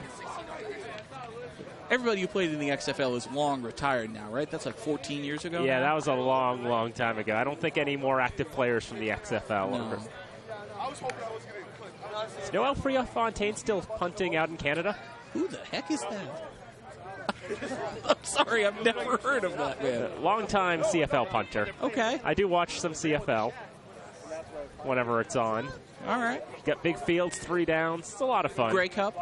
The Grey Cup. That's pretty much the extent. The Montreal Alouettes, I know a team. Yep. The Toronto Argonauts. Calgary Rough Riders, I think. That's a CFL team, right? Stampeders or something? Anyway, let's get back to the action, shall we? Okay, fine, if you insist. Kickoff is brought back up along the near side before finally being brought down at the 30-yard line. That's Stephen Roy on the return. Good return for him. It'll be 1st and 10 for the Corsairs at their own 32-yard line. Now just trying to hang on in this one. Stephen Roy actually led the Corsairs in rushing attempts coming into today. We haven't seen him in the backfield at all today. We have not. There's a guy we have seen in the backfield just a little bit. Number 12 there. I think he's good. Matt Lowe's definitely had a little more going for him than his comrade in Corey Burnham. In motion to the far side goes Jackery Washington. Handoff goes up the middle, though, for Eddie Sheridan. He's across the 30, mark him down at the 35-yard line, gain of about 4. Louis Felice just stretching out there, grabbing him by the leg. Doesn't do that. He gets more than just the 4 yards they gave him. Now Washington goes in motion again. Handoff, fumble. It's the same play as last time, basically, but a much different result as that time the handoff between Lowe and Sheridan was botched. And so Lowe just has to jump on it. And that looked like a decent handoff. Maybe Lowe, he kind of didn't commit to it. It was like he had the ball way outstretched in his hands rather than just putting it into the breadbasket of Sheridan. Brings up a 3rd down and 11. Tough sledding here for a UMD offense that really has not been able to get anything going. Low back to pass, under pressure, gets rid of it. A flag comes in. Flag is well away from the play. Pass was intended for John Beardsley, fell incomplete. Louis Felice had the defense, but seemed like he may have wrapped around a little bit from behind. I don't think this flag has anything to do with the play. That flag came in from well down the sideline on a completely unrelated set of players, I think. Looked like Asante Easter had coverage on Abby Bambos. Might have been some illegal contact there. Seems like a thought.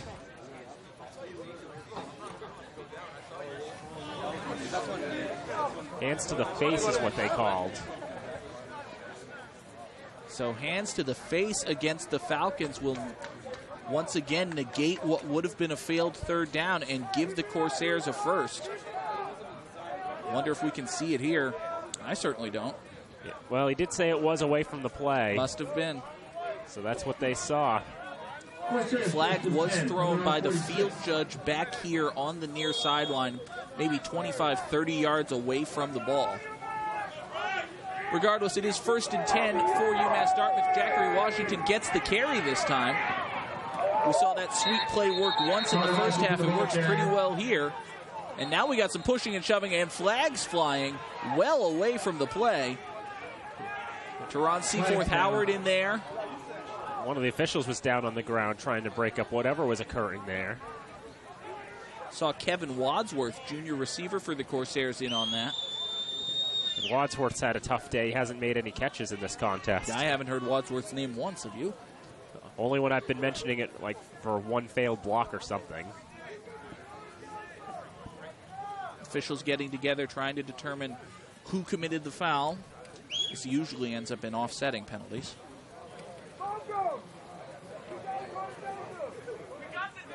And now we got to go all the way down to the middle of the field.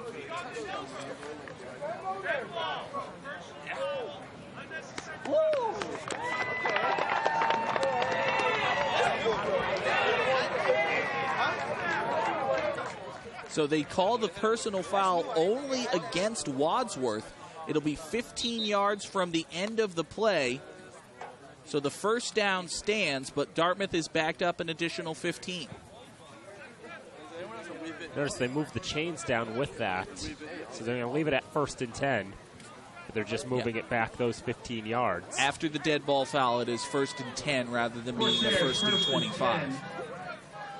From their own 42-yard line. So 1st and 10 from the 42 now for UMass Dartmouth. Sheridan is the running back. Handoff goes to Washington, but we get whistles and flags before the play.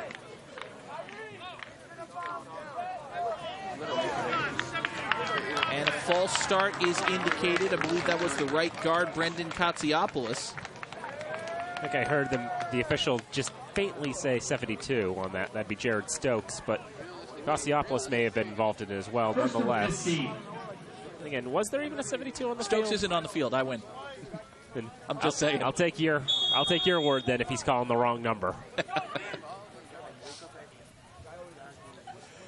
After the 5-yard penalty, it'll be now 1st and 15 from the 37. Dartmouth moving backwards at a better rate than they've been moving forwards, quite frankly. 8:45 and counting to play here in the third quarter. That was the 7th accepted penalty of the game against them. Lowe's pass to the far side is complete to Jason Ferry. Good work by him. Gets to the original line of scrimmage, maybe a little more than that. Stop the clock as he goes out of bounds after a gain of about 5.5. So just tries to play up the sideline. You can see the block there from Ryan Sullivan, just to get him a little extra.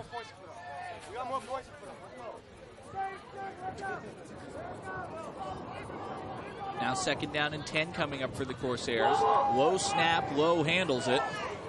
Pass is complete to Ferry. Nothing doing there. Seaforth Howard able to run him out of bounds. Louis Feliz providing some assistance.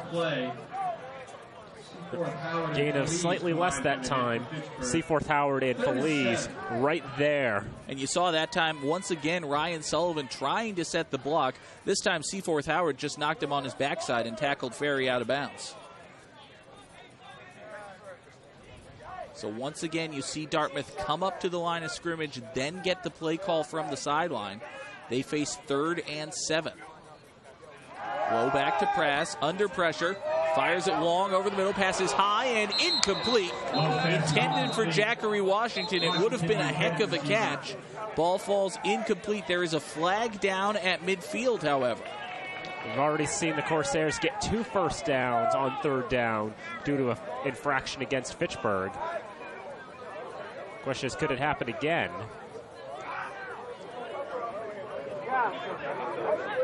And it will.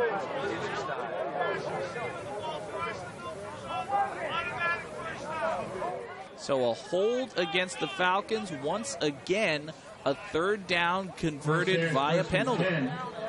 The Fitchburg 45. That's just how it's been going for the Falcons. I mean, they've just been committing these dumb penalties. Dartmouth has a free life once again. Handoff goes to Jackery Washington on the sweep to the near side. Nothing doing there. He is dragged down from behind. Jermaine Patterson grabbed him this time. Try the end around yet again, and this time Patterson not. Patterson gets away with a face mask, by the way. Yeah, that, or he seemed like he reached in. Could have been a horse collar as well. That looked like that probably, he could have probably thrown a flag on that. Falcons will take the loss of 4 inflicted on the Corsairs. 2nd down and 14 for UMass Dartmouth. Low back to pass, throws over the middle. Pass is complete. That is John Beardsley, the reception. Thank you, Danny. Able to bring it in for the Corsairs. Beardsley's first catch of the day. He's from Essex, Mass. He was teammates with Corey Burnham. He's probably hoping that Burnham would be throwing him that pass, but instead, like I said, they were teammates, but instead it'll be Matt Lowe who gets that completion. After the pass to Beardsley, it brings up about 3rd down and 6 now for UMass Dartmouth. They need to get to the 35 for a first down. They'd like to do it themselves, but if Fitchburg State wants to give it to them, they'll accept that. 3 of the 6 first downs the Corsairs have earned today have been on penalties. Washington goes in motion to the far side. It's a handoff to Slaughter. Straight up the middle, nothing there. Second effort, still nothing there. Might have gained a yard. There was just never anything there for Mike Slaughter Jr. I mean, first try, goes up the middle, breaks off the tackle, tries again. And although he had the effort, he had the willpower, but there was no way. You know, when I made the wrestling joke the very first time he carried the ball, I didn't know we were going to be calling his name this often. I would have saved him. It would have been funnier if I saved him. It's too late now. These are the regrets that I have. The 9th failed 3rd down attempt for UMass Dartmouth today. Tevin Bienemy set back deep to return this kick, although it is an angled punt, bounces at the 10 and is just brought in at the 6-yard line. That's Blake Sullivan bringing it in for the Corsairs. And I know this isn't going to give them any points, and it kind of feels like no consolation whatsoever, but the Corsairs' punting game is on point. Like, really good. Yeah, Rich Belize was 3rd in the league in punt yards this season. He has practice. Yep, he's unleashed quite a lot of them. One of 2 punters who's better than him in terms of yards per punt is Christopher Ludwig. Well, how about that? Yep, 36.9 for Belize coming in today. Ludwig, 37.5. Oh, that 79-yarder he uncorked. It's definitely helping Belize. That'll skew the yardage just a little bit. 1st and 10 for the Falcons at their own 6. First carry of the day for Javon Brown-Simpson goes nowhere. He is wrapped up in the backfield. A loss of about 3. Well, it's good to see he's not hurt. Although, getting started on the wrong foot here. Just wrapped up straight away. Looking for somewhere to go. Couldn't see the number, but I saw some flowing dreadlocks. I noticed him on the sidelines at the start of the 3rd quarter after not seeing either him or Taylor Rice Brooks for the entire first half. Still no sign of Rice Brooks, but Brown Simpson remains in the backfield. It's a 2nd down and 12 now. Play action fake. Delikiai will keep it himself. He plunges forward to about the 8-yard line. A safe, conservative play call. Not too much you're going to want to do when your quarterback's lining up in his own end zone. Still, that's one of the perks of having a mobile quarterback. And for Delikiai, he's got over 85 yards on the ground today. Most of them coming on that big touchdown scamper. 57 of them out of a total of 87. 3rd down and 8 now for the Falcons. Brown Simpson remains in the backfield. 3 receivers on the far side, only 1 on the near. And it's a pass to Brown Simpson, incomplete, in and out of his hands. So the Falcons go 3 and out. Looked like Brown Simpson had his hands around his stomach, and the pass was up around his neck. He just couldn't move his hands up quickly enough to haul that one in.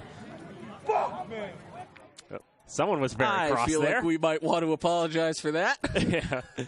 Live television, folks. Hot mics. Yep, right on the sideline. And so somebody's going to be cross. Someone's going to be cross. Good snap. Kick is away. Decent kick. Bounces pretty much straight up before taking a Falcon roll. That's only going to be about a 30-yard punt. Down at the 36-yard line. From the Fitchburg 37. Not quite the best field position of the day for Dartmouth, but the best they've had that wasn't the result of a fumble. Yeah, I mean, you're backed up in your own end zone as deep as you are. You don't get as much yardage to work with, and so Ludwig trying to get that off as best he could, and, you know, sometimes doesn't go very far. They spotted at the 36. I guess that was only 28 yards.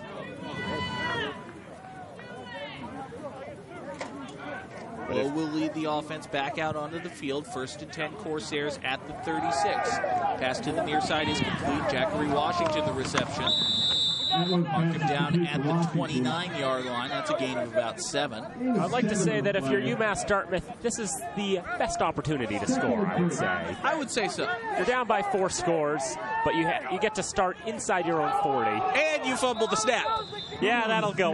That'll do wonders for you. That'll do well. Kind of a bad snap. Lowe unable to handle it. He just falls on it back at the 40-yard line. It's not the first unforced error, really, that Dartmouth's had today. You're in shotgun all the time. You got to get that snap right. One defensive storyline we mentioned earlier, Mahmoud Sam is out of the game, and Usam Sam suffered an ankle injury in the first half. He is still on the sideline. Meanwhile, this pass falls incomplete, very nearly intercepted by Asante Easter.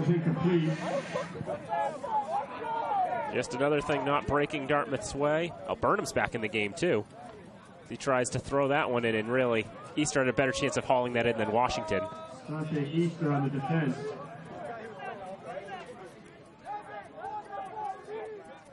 So, Sam or no Sam, it's all the Sam to me. The Falcon defense forces another 3 and out. The 10th. Well, I said 3 and out, but they're actually going for it. 4th down and 13 now for the Corsairs. Burnham back to pass. Under pressure, rolls to his right. He's got to get rid of it. Throws. Pass is caught.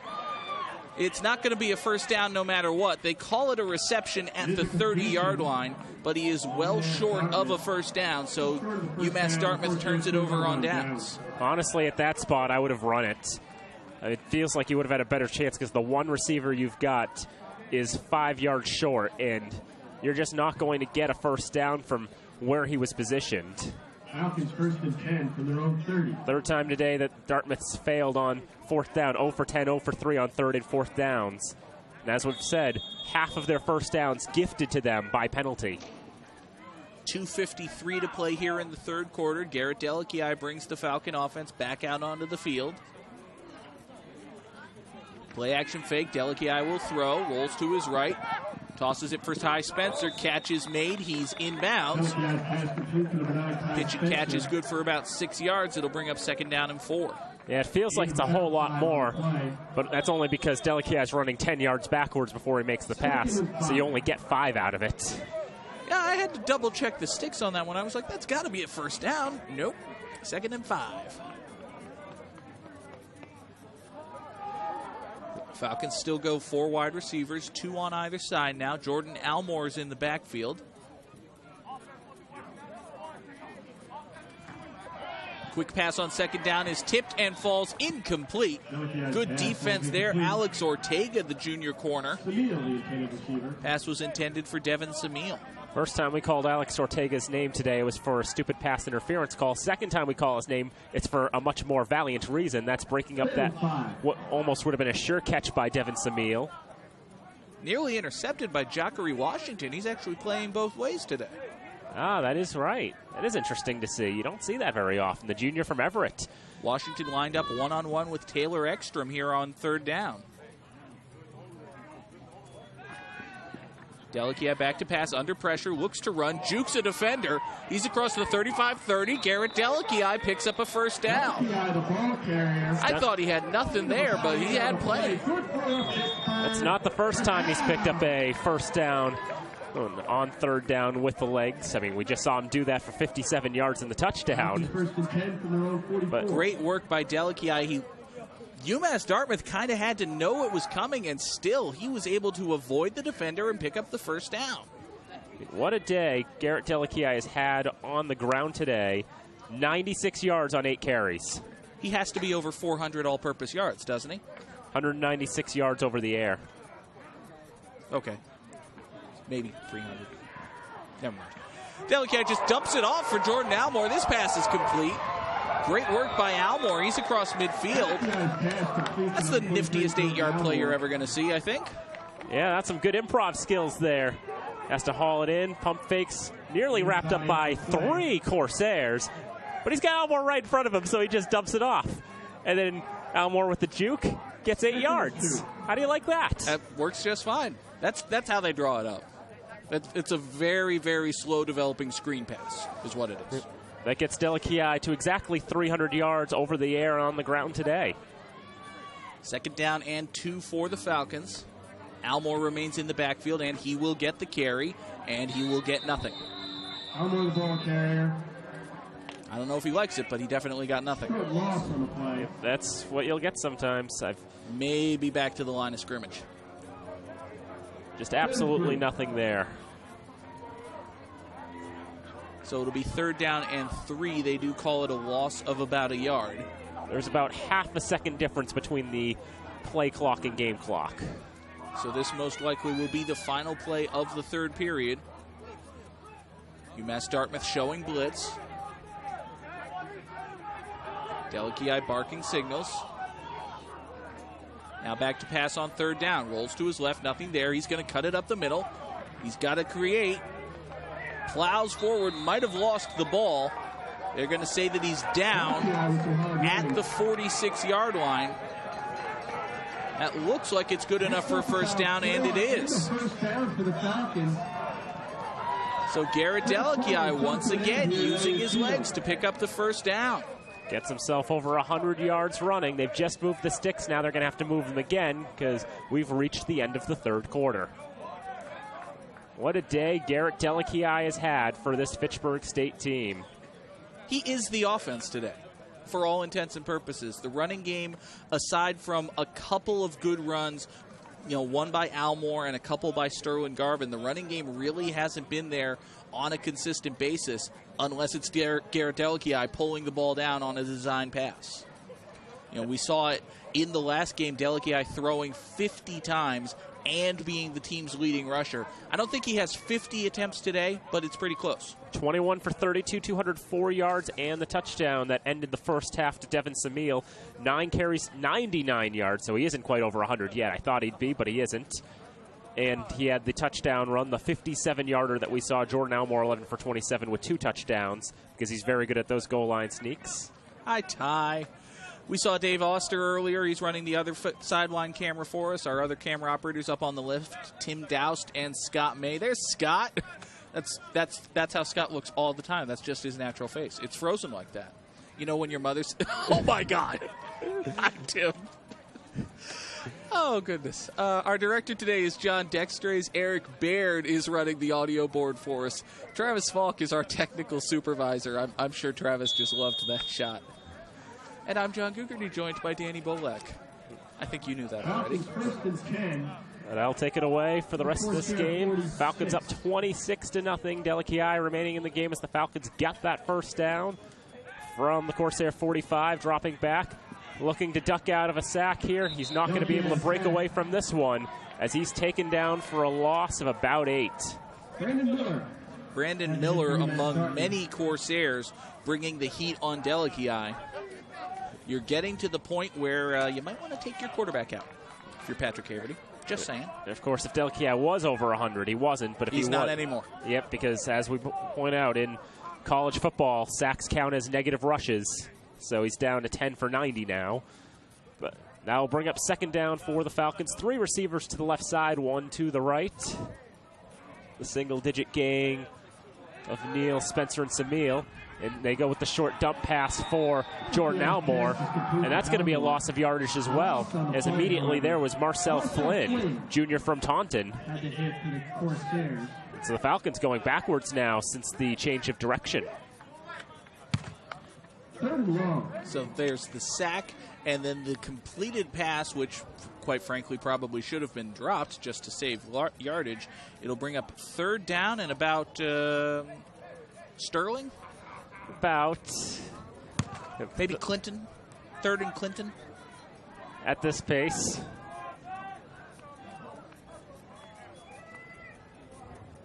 So let's see what the Falcons do on this one. Well, the Falcons do nothing. Because whistles. They committed delay of game. It was 3rd in Clinton. Now it's 3rd in North Adams. Oh, I don't want to go out to North Adams, all the way down Route 2. Every last inch of Route 2 to get to North Adams. Pretty much. What's it going to be if they get sacked on this down? Will it be 4th and Albany? Something like that. Florida's really pretty in the fall, though. I haven't been to Florida in the fall in a few years. I bet it's nice. I've never been outside New England in my life. No, Florida Mass. Oh, on Florida the road Mass. to North Adams. That is there, yes. Yeah. It's got that hairpin turn. I completely forgot that existed. Anyway, 3rd and a lot. Delikiai throws a bullet, and nobody's there. It wasn't going to be good enough for a first down. It was thrown far to the right of Samil and far too short for Ty Spencer. And so the change in direction completely threw the Falcons off. They went backwards at a rapid pace. They didn't change direction. This is what happened. They kept going the same way, and it turned out that was bad. Yes, that is exactly what happened. And so the Falcons will have to punt it away. Ludwig is averaging 49.5 yards per punt today. It's very, very good. 4 for 198. No, wait, that's the kickoffs. It's 36.3. I think that's the second time I've done that today. That one's going to take a bounce near the sideline and bounce out of bounds inside the 35-yard line. The field judge is standing at the 34, so that's where it goes out. Dartmouth has had good field position. Their offense just hasn't been able to do anything. And quite frankly, considering the strength of the Falcon offense, their defense hasn't been too bad. Not at all. I mean, here are the score lines the Falcons have put up. Here's how the Falcons' defense has gone in their wins. 25 points, 3 points, 3 points, 7 points, no points, 7 points. And on first down, it's that's going to be a completion to Burnham. The pass is completed to Corey Burnham. He pulled a Brett Favre is what he did. He did do that. Brian Monaco blocked the pass. Burnham's pass was complete. And Burnham caught the deflection. And so he loses 4 yards on it, but he gets a completion for 4 yards. He gets a reception. He does. He chips it off to Sheridan on second down. That was a bad idea. Yeah, that didn't go well. Monaco gets it on that one as well. Jermaine Patterson there for the Falcons. And we get some flags well away from the play after the play. And so let's see what we've got. As the last thing the Falcons need is to give the Corsairs another first down on penalties. Last game of the year, can't hold anything back. I don't know if the Corsairs have been holding anything back. They've had nothing to give, really. But this is going to be the 4th time today the Falcons will be giving UMass Dartmouth a first down. And this is just inexcusable. It's well away from the ball, nowhere near the play, just a dead ball personal foul. You don't need to be doing this. Just for completion from my earlier statistic, the Falcons' defense has given up 34 and 57 in the 2 games they've lost. The Falcons are undefeated when they concede less than 28. And if I take out the Becker game, undefeated when they give up less than, oh, whatever. Anyway, that ball that's loose. That's a helmet rolling. Oh, that's a helmet rolling. Well, and more flags. Mike Slaughter Jr. had the carry to the left side. And there are more flags down. Well, this sure isn't helping the pace of the game. Yep, Monaco loses his block. Slaughter taken down at that marker, and let's see what we have. It's like Rock'em Sock'em Robots. He knocked his block off. Our referee with another infraction to report to us. It's the same as the last one. Personal foul against Fitchburg. And now they're really racking up those penalty yards. They were so clean in the first half, and now this has happened. That's now 8 penalties for 92 yards against Fitchburg today. Matt Haverty is not happy. And that is the 5th. The Falcons have given the Corsairs more first downs through penalties than the Corsairs have earned on their own. It's 5 penalty firsts and 3 earned by the Corsairs themselves. My goodness.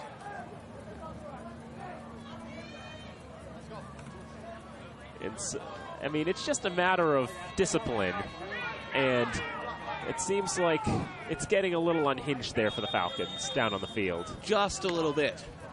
I mean, I understand it a little bit. They're up by a lot. The opposing team hasn't done anything to earn anything, but play the game. Come on. 1st and 10 again. Burnham pump fakes, rolls left side. He's throwing deep downfield. It is caught. Touchdown. What a catch. Jakari Washington, as he's decked, pulls it in. And UMass Dartmouth with that one play finally on the board. Teron Seaforth Howard delivered one of the biggest hits you will ever see as Washington brings this in. Look at that. Washington goes head over heels, and he still maintains possession. He leaps up in triumph. A beautiful catch by him. Touchdown, UMass Dartmouth. Now we see Steve Trask for the first time today. 26 for 34 on extra points this season.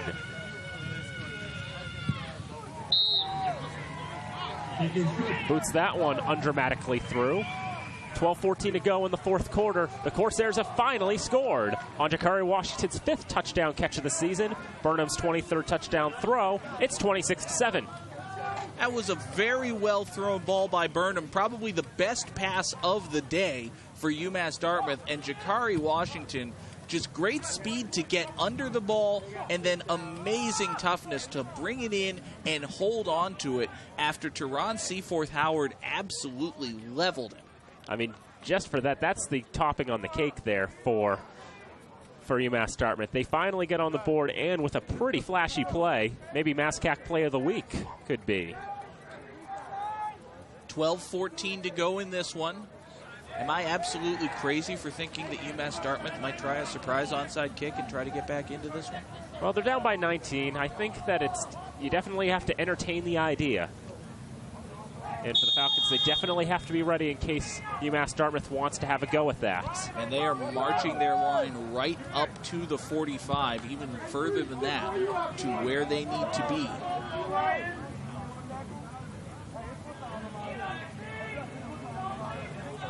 So we'll see what Belize does here. He's just going to boot it away. The far side hauled in by Vasquez. He'll run it up the far sideline, just run it right out of bounds at around the 25. Might have kicked that out of bounds if Vasquez had let it go. Yeah, I probably would have let it go from that angle and take the ball at the 40. I think the worst case scenario there is that it bounces through the end zone. Then you only get to start from the 25. That ball ends up going... Falcons 1st and 10. 1st and 10 at the 22 for Fitchburg State. Yeah, the only other thing worse is if the ball somehow dies. It doesn't go out of bounds or through the end zone, but with as much pace as that ball had, it probably would have done one or the other. No second-guessing a split-second decision. It is 1st and 10 for the Falcons. Delakiai will quickly roll to his right side and would go out of bounds for a couple of yards.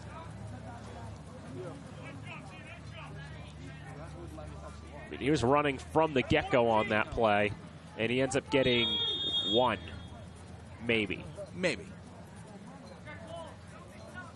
Gain of 1 on the play. 2nd and 9. Falcon offense much more concerned now with keeping the clock moving, keeping possession, than marching downfield.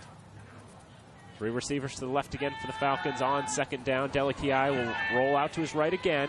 He'll throw it. This is for Ekstrom. This is a catch at the 40-yard line. Good sliding catch by Taylor Ekstrom. Picks up a 1st down. Move the chains. Another 1st down for the green and gold. 12th over the air today.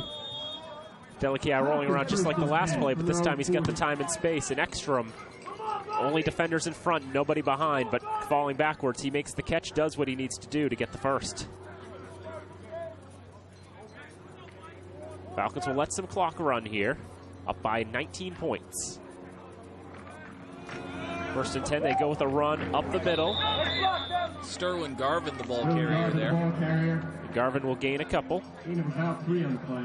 It really has been Garvin and Jordan Almore. We saw Javon Brown Simpson for one series. He did basically nothing with the ball. And ever since then, Dan, he has been planted on the offensive bench on the Falcon sideline.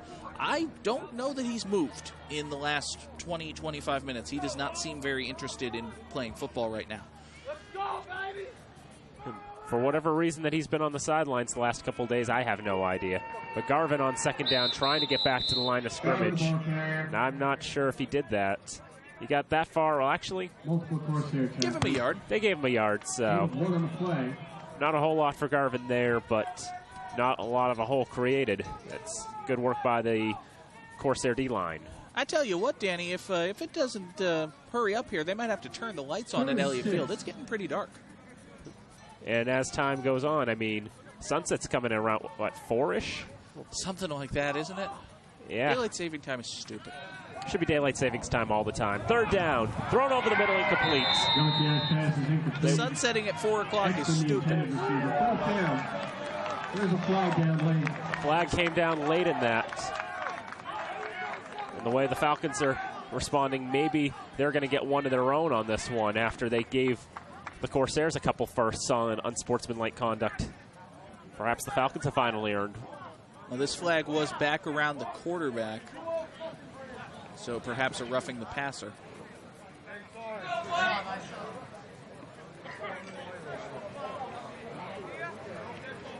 Offsetting, dead ball, personal fouls.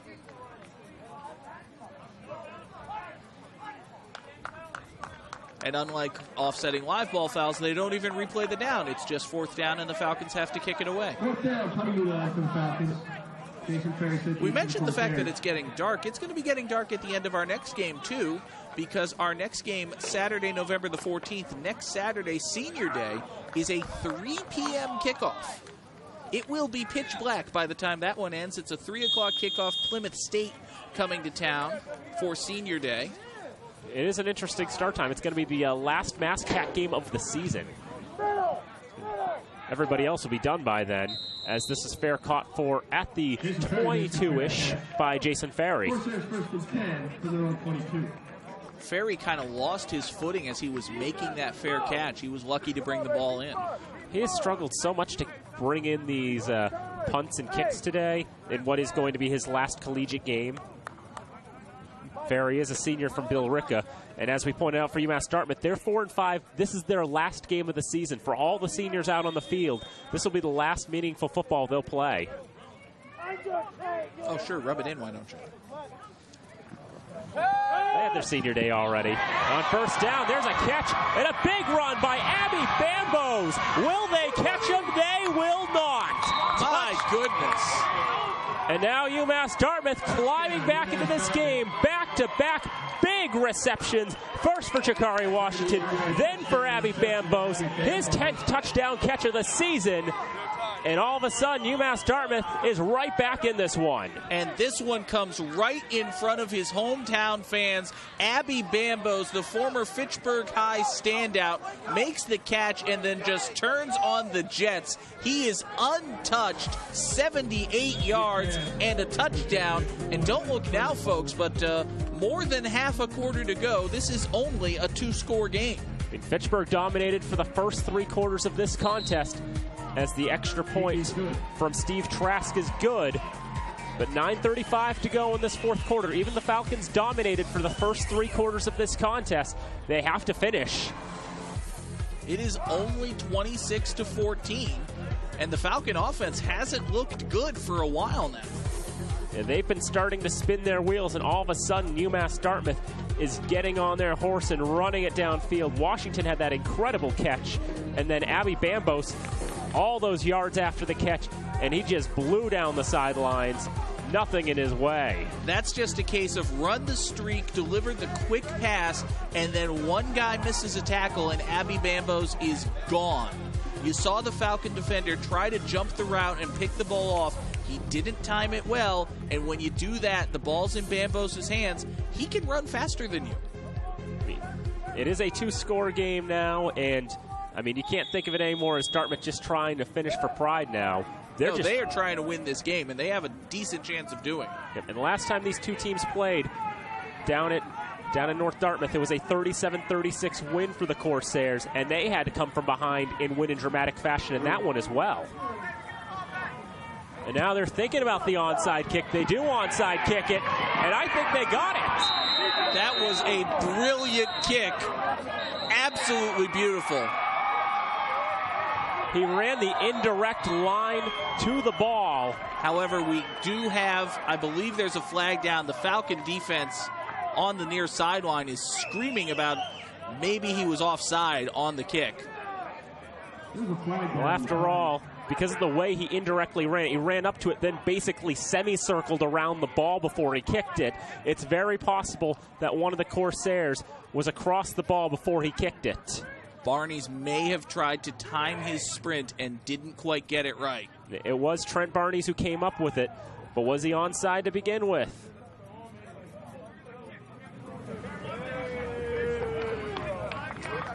He was not. He was offside. Take a look at it here. So let's see what we've got. He circles around. Wonder if the... I don't suppose they'd call that on... No, they wouldn't call it on the kicker. Yeah, I mean, his left leg was definitely beyond the ball. Yeah, we didn't hear it well enough from our referee.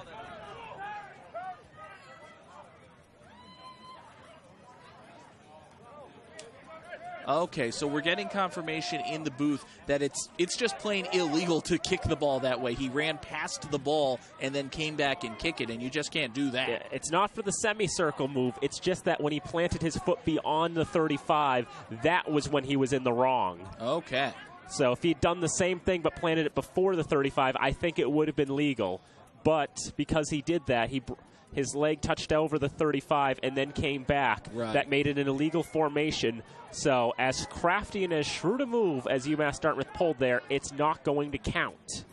It's easy to be crafty and shrewd when you're fine with breaking the rules. Of course, the Falcons are way more prepared for an onside kick this time. Much more prepared now. That was a very well-designed play. It's the small matter of it being illegal. I mean, I loved how Dartmouth has played in this quarter. It's just... Yeah. I'll give credit to where credit's due. Absolutely. This whole offense thing is working for them. They should try it more often. And now this time they're just going to boot it downfield. And that time Vasquez will pick it up just past the 10-yard line. He's got himself some running room. And he's going to get to about the 35-yard line. Good return there by Vasquez. Brought that one in on the far sideline at about the 10-yard line. Brings it all the way up to the 35. And you know, with so many blockers upfield waiting for the onside kick, it's not a lot of blocking room. I mean, you get as much as you can out of it. I mean, so the odds of making a run back all the way, not so much, but getting at least the first 10, 15 yards, then you'll be able to get that much, and he was able to get about 25 on it. Motion to the near side goes Ty Spencer. First and 10 for the Falcons. It is a handoff. This is Almore. Sure hands. Bounces off a few tacklers. He gets a few yards.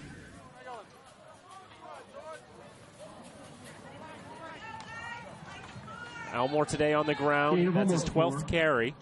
He's tied with Delakia. He was tied with Delakia for most carries. Delakia's had 11 today.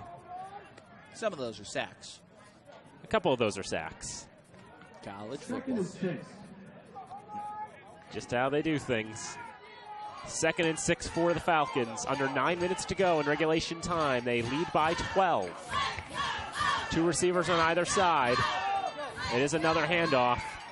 And Almore trying to gain a few more yards. And a few more yards is all he'll get. It'll bring up 3rd down and a little over 3.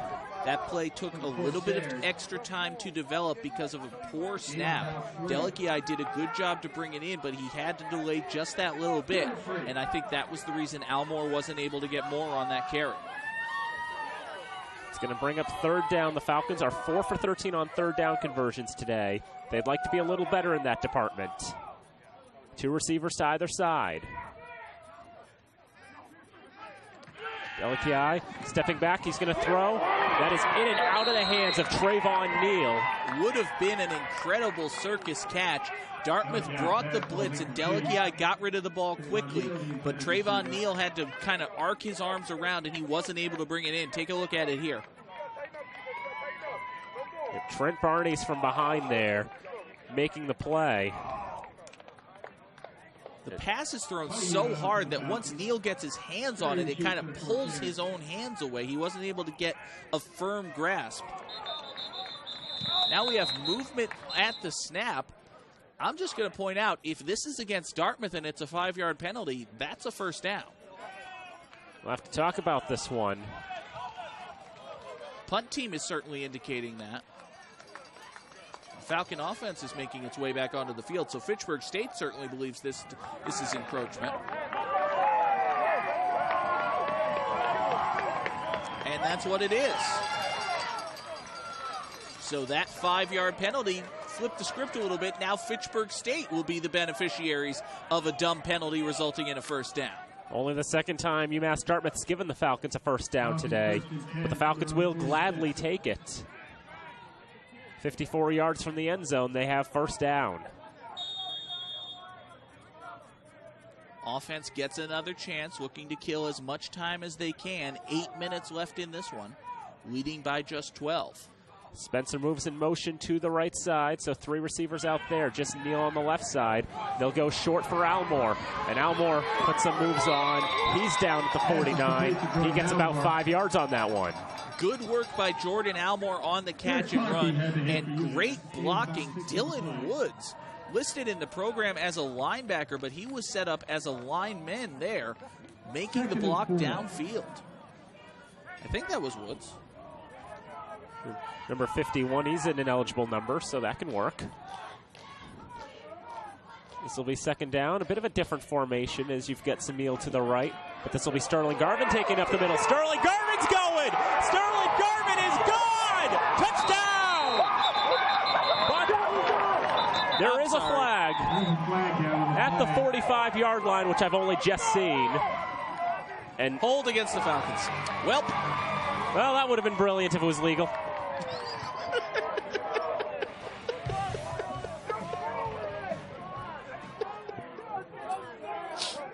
Yeah. I was so happy for that one. So minus 5 yards instead, and it'll be second and 8 or 9 or whatever. But boy, Garvin was able to find the hole. Of course, the holding may have greatly contributed to him finding said hole. There's a reason there was a hole.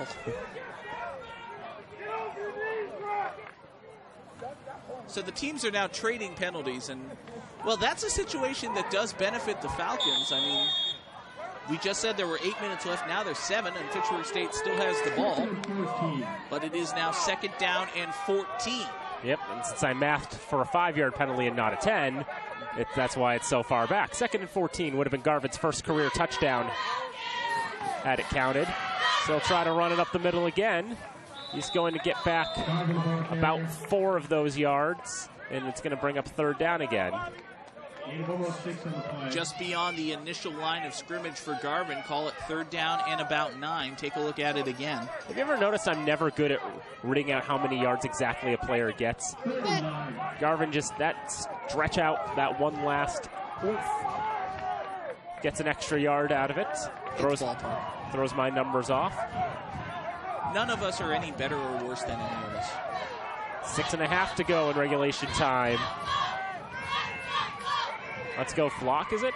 Let's go O. Well, that'll work. Anyway, here's a dump off to Garvin. He's going to get the first down, I believe, as he dances down the near sideline. Sterling Garvin making the catch. That's his first of the day. And a first down. Only his second career reception, too. Good catch and run there by Garvin. As we said, it's been him and Jordan Almore. Garvin maybe slightly more explosive, Almore a bit more sure-handed and reliable. It is Garvin remaining in the backfield here, first and 10 for the Falcons at the 42 of the Corsairs. Falcons with 3 receivers to the right. It is another handoff. That time Garvin just picking up a couple. He's down at the 40.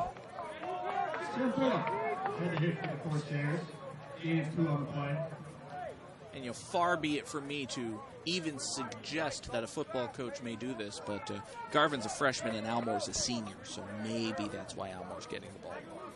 Just maybe. It doesn't seem like a completely wrong thing to think, but yeah, Almore does have, like I said, the sure hands, hasn't fumbled all year long. So that's his big benefit to being in the lineup. Samil moved in motion. This time it's play action. A throw over to the right side. This is Ty Spencer. This is a first down, and he's smart enough not to run out to the sideline there. So keep the clock running as he's down at the 28-yard line for another Falcon first down. Take a look here. That is a very well done play fake by Garrett Delici. Fools even our excellent camera crew. Definitely fooled the Corsair defense. He was able to roll out to the right and find Ty Spencer. And as you said, Danny, good heads-up awareness by Spencer. Make the catch, get the first down, but stay in bounds. Keep that clock rolling. We'll go below 4:45 before this ball is snapped. Delici will take his time on the line. And now he takes the ball, hands off to Sterling Garvin. Garvin dancing around the right side. Gets past the 25-yard line. Gets a good chunk of yards there. And again, the Falcons will keep the clock running as it'll tick under 4 minutes before this next play comes off. Good job by Garvin there. It's designed to go up the middle. There's just absolutely nothing there. But he sees the hole to the right side and is able to bounce out and go through it. Picks up 4 yards, bringing up about a 2nd down and 6. 2nd and 6. Falcons lining up 3 receivers on the left side again. The single-digit crew of Neal, Spencer, and Samil. Now we do tick under 4 minutes. And it's another handoff. This time it's Garvin. He had the hole there, but one lunge. That was Sean Cullen, I believe, the freshman. It was indeed. Tripped up by Sean Cullen of the defense. And now UMass Dartmouth is going to call their first of 3 timeouts with 3:47 to go in this contest. The Falcons lead 26-14. Kind of tough if you're the UMass Dartmouth defense. The Fitchburg Falcons have the ball. They're marching it down the field. You want to stop that clock, but your defense has to make stops. And thus far, they really haven't been doing that. Now, finally, with 3rd down coming up, the Corsairs elect to burn their first of 3 timeouts. They want to keep as much time as they can on the clock. Just a quick out-of-town scoreboard while we have a moment. Framingham, as we already mentioned, beat Bridgewater 27-17. So Bridgewater's long winning streak comes to an end, which they started after the Falcons beat them 35-3. So Framingham's won the MassCAC. Worcester trashed Westfield 53-27. Westfield got 20 points in the 4th quarter. Worcester only scored 2 on a safety. So it was 51-7 after 3? Yes. My word. And Mass Maritime leading Plymouth State 41-20 late in the 3rd. We're going to be seeing Plymouth next week for Senior Day here at Elliott Field. That'll be a 3 o'clock start Saturday the 14th right here on FATV. That is our next game. It's the final game of the season. And, of course, Thanksgiving's coming Thursday the 26th. On 3rd down, Delici with time hit as he throws, and that was enough to knock him off axis as his pass is incomplete for Ty Spencer. Looked like he may have been going for Spencer in the end zone, but the pass was knocked off course. Just flies out of bounds. 4th down, 5 yards needed for a first. Of course, the incompletion stops the clock, and Dartmouth gets to keep that timeout in their pocket. Now 3:42 to play. And, of course, if the Falcons don't get the first down, the clock will stop for the change of possession. Falcons will have 2 receivers on either side. They go for it here on 4th. I think it's the right thing to do. Samil moves in motion to the left side. Delici, bullet pass, throw for Neal. It's incomplete as he was hauled down. He wants a penalty because he feels like he was grabbed from the face mask area or inside the pads or whatever. It's not given, and UMass Dartmouth gets the ball back. Good throw by Delici. Honestly, that just looks like good defense, and that's Jackery Washington. We mentioned it earlier, playing both sides of the ball and playing it very well there. He swats that ball away, gives the Corsairs hope. 3.5 minutes, 2 timeouts. You only need 2 scores. So you're saying there's a chance. We've seen Burnham make some great throws and catches and what have you. This time, we have seen Burnham make throws and catches today. He has a completion to himself. He does have one of those. And they're going to rule that. That's a catch. That's a catch and down inbounds, so the clock will keep running. Second down, Burnham dancing around looking for somewhere to go. Heaves it up to the near side, and that is not caught. He was looking for Jason Ferry on the near side. Malcolm Brown-Simpson with the defense. Would have been a very impressive catch by Ferry along the near sideline, not quite able to bring it in. As you can see, Burnham just trying to dance around, try to find somewhere to go. Finally heaves it up to the left side, and now they go here on third down. A throw over the middle for Ferry this time. It is caught, but he doesn't get very many yards out of it. Another failed third down conversion, 0 for 11 now, and it's going to bring up fourth down. In addition to that, it's a pass over the middle. He is stopped there, and the Corsairs are not in any real hurry. There's only 2:55 to go, guys. Come on, what are you doing? Being a bit too casual here, you know, every second is important. It's like Fourth and 5 now. It's like they want to come back, right? Anyway, Burnham dropping back, looks, throws over the middle, incomplete. He wanted Kevin Wadsworth, but he badly overthrew him. That may be the last gasp for the Corsairs. 2:38 to play. They turn it over on downs. It's not quite over, but it's basically over. It's looking very, very bad for UMass Dartmouth. Could have had some smarter throws there. For UMass Dartmouth, they've had some flashes of brilliance in the fourth quarter, compounded with all the the penalties. All the penalties, all the ineptitude that they showed in the first three. They still have not converted a third or fourth down today, other than via penalty, have they? That is correct. 0 for 11 and 0 for 4. You're not going to win football if you play that way. You got to make those conversions on first down. This is Almore. Almore staying on his feet, moving to the left side. He's at the 20. Running back inside the 10, and now he's down inside the 5. You remember what I said about Jordan Almore not being an electric rusher? I take it back. As I said, if he finds those holes, he can do things. You can see Marvy Matherin trying to make a tackle, then another Corsair trying to make one. In the end, a many-yard gain. It's first and goal for the green and gold, and they're going to let time tick off. Gain of about 23 for number 23. Sets up first and goal for the Falcons as they look to put this one away. The senior from Springfield doing some good work here. We take under 2 minutes to go. The Falcons did not get the play off before the play clock ran out. This will be delay of game. If you're going to commit delay of game, first and goal from the 4 is a fairly decent position to do it in. At the very least, you also get the added bonus of running the clock down as far as you possibly can. Dartmouth can only stop the clock twice. Let's see what the Falcons do here from the 9. This is Almore going up the middle. He gets back the 5 yards they lost on the delay of game. Clock's going to keep ticking. Gain of about 4 on the play. I mean, if you're the Corsairs, really nothing you can do now. I mean, you call your second timeout after second down, your third timeout after third down. Second and goal. But that's it. Falcons are still going to run off 20 more seconds before they have to snap the ball again. Even in an absolute best-case scenario for UMass Dartmouth, you're getting the ball at your 5-yard line with 7 seconds left, 17. Why did Dartmouth call timeout now? I have no idea.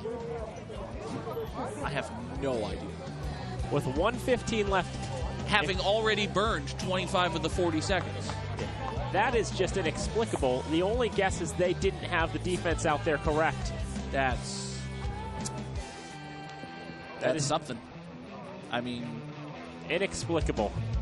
Both times at the very end of the half, we've had these just mind-boggling coaching decisions. Like, why would you wait after 25 seconds have run to call your timeout after first down. Why would you not cover a receiver on an untimed down from the 20-yard line? It's got to be frustrating for our fans watching in Dartmouth. And, of course, I'm sure there are people in Dartmouth watching this game on fatv.org. Hello, Dartmouth. Hopefully we haven't been too hard on your boys today. They deserve every bit of it. So 75 seconds left. The clock isn't running anymore, but that was still a terrible time to call timeout because you've given the Falcons a first. Oh, it started again. Why is it started again? I don't know. Just snap the ball. So Delakia rolls out to his left. He's going to run out of bounds. And so now the clock's running again. Yeah, the field officials are once again indicating to stop the clock. It's still running, so we're probably going to need to open the window for a correction. Probably. I'm guessing they put at least 20 seconds back on. Set the clock to 58 seconds, please. 5-8. 58 seconds will be put back on the game clock. So 58 seconds left in this contest. The Falcons up by 12. Delakia 26 for 42 for 247 yards and a touchdown. Also 12 carries for 93 and a touchdown. And after going out of bounds on that last play, that essentially grants the Corsairs a free timeout. It is 3rd and 5, or 3rd and goal, I should say. From the 5. So. Might as well be 3rd and 5 or whatever. But anyway, they'll give to Almore. Almore pushing forward, looking for the end zone. He's not going to get the end zone. And now UMass Dartmouth will call timeout. The clock's down to 50 seconds. And the 3rd and final timeout called by the Corsairs. Timeout, Corsairs. So now 4th and goal coming up for Fitchburg State from the 2-yard line. It's essentially an extra point. A question for Patrick Haverty. Do you go for the touchdown or kick a field goal? I go for the touchdown here. I would say so. I mean, it's probably academic because 50 seconds, no timeouts. They're probably not going to score 2 touchdowns. But with the field goal, it's a 15-point game. That's 2 touchdowns, one of which is followed by a 2-point conversion. If you put the ball in the end zone here, you're up by 3 touchdowns in the game. Absolutely over. No chance in heck are they coming back from 3 scores down. And no timeouts to work with. Put it away. Yeah. And if you fail to... Even if you fail, you're giving them the ball 1st and 10 at the 2 with 45 seconds left, and they're down by 12 points, which is still 2 touchdowns. It's barring something disastrous for Fitchburg. You run it. That's what you do. You run it. Do you? Do you run here? I throw a fade. Well, since it is 4th down. It's 4th down. Clock's going to stop anyway. I throw a jump ball for Ty Spencer. You do that as well. They love that play. I haven't seen that play once today. Almore is in the backfield. He's already scored twice on short yardage situations. Falcons can put it away here. Delakia. Or you do the sneak. The quarterback sneak. He pulls the Tom Brady and scores. That works. Why not? It's been his game. It really has. There's been some support from Jordan Almore and Sterling Garvin, but for the most part, this has been Garrett Delakiai's game. Why not give it to him? He just marches up under center.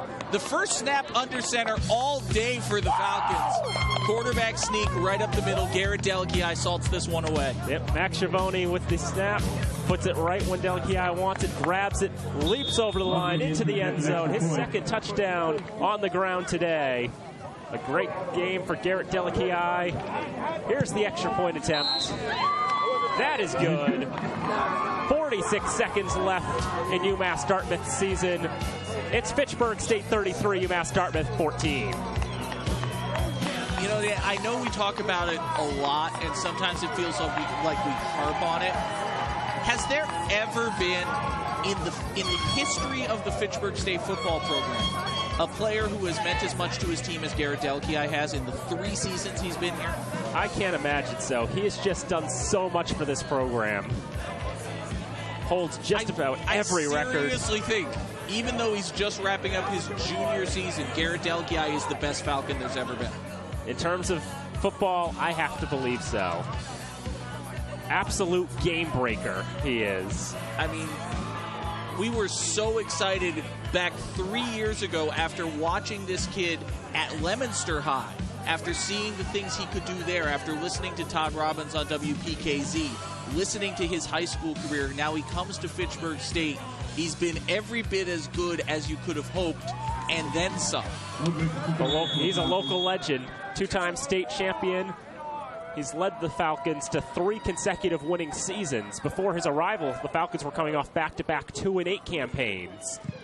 He's just done so much to bring this program to a new level, and of course his teammates as well getting involved in it, as this is actually a really good run back for UMass Dartmouth.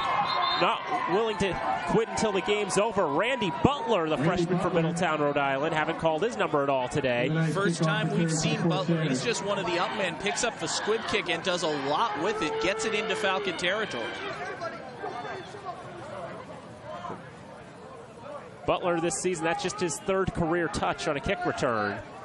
And so he's able to make quite a bit out of that one. And so now it does feel like UMass Dartmouth is playing for pride. The last minute of their season.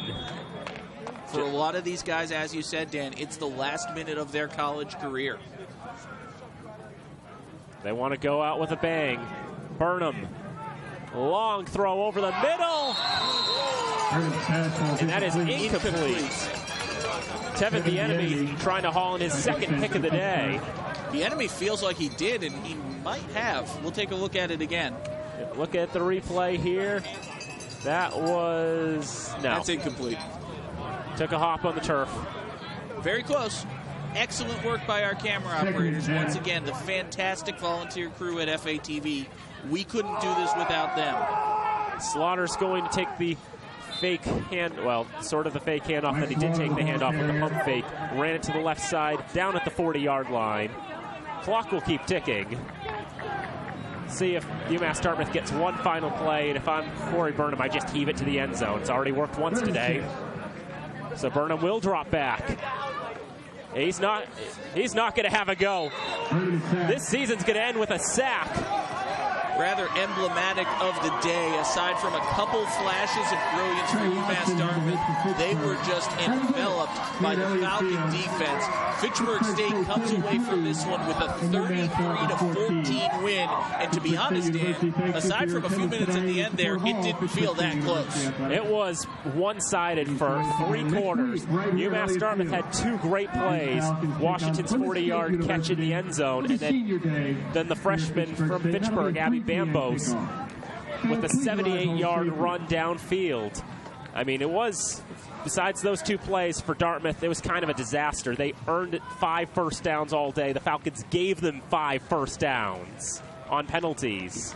Just an absolutely dominating performance from the Falcons, with the exception, as you mentioned, of the defensive penalties. We want to thank, again, the all-volunteer crew of Fitchburg Access Television. Real quick, our underwriters again: Workers Credit Union, Mart, Unitil, Minuteman Press, Vector 5, Enterprise Bank, the Fitchburg Sentinel and Enterprise, and Fitchburg State University. Our next telecast is next Saturday, Senior Day, here at Elliott Field. Plymouth State comes to town. That's a 3 o'clock kickoff, the final game in the MassCAC schedule for the season. A 3 o'clock kickoff right here on FATV. And then, of course, Thursday the 26th, Thanksgiving, 10 a.m., Leominster and Fitchburg from Crocker Field. Until then, for Dan Bolak, I'm John Gugerty. Thank you so much. We'll see you next time right here on FATV. Where it be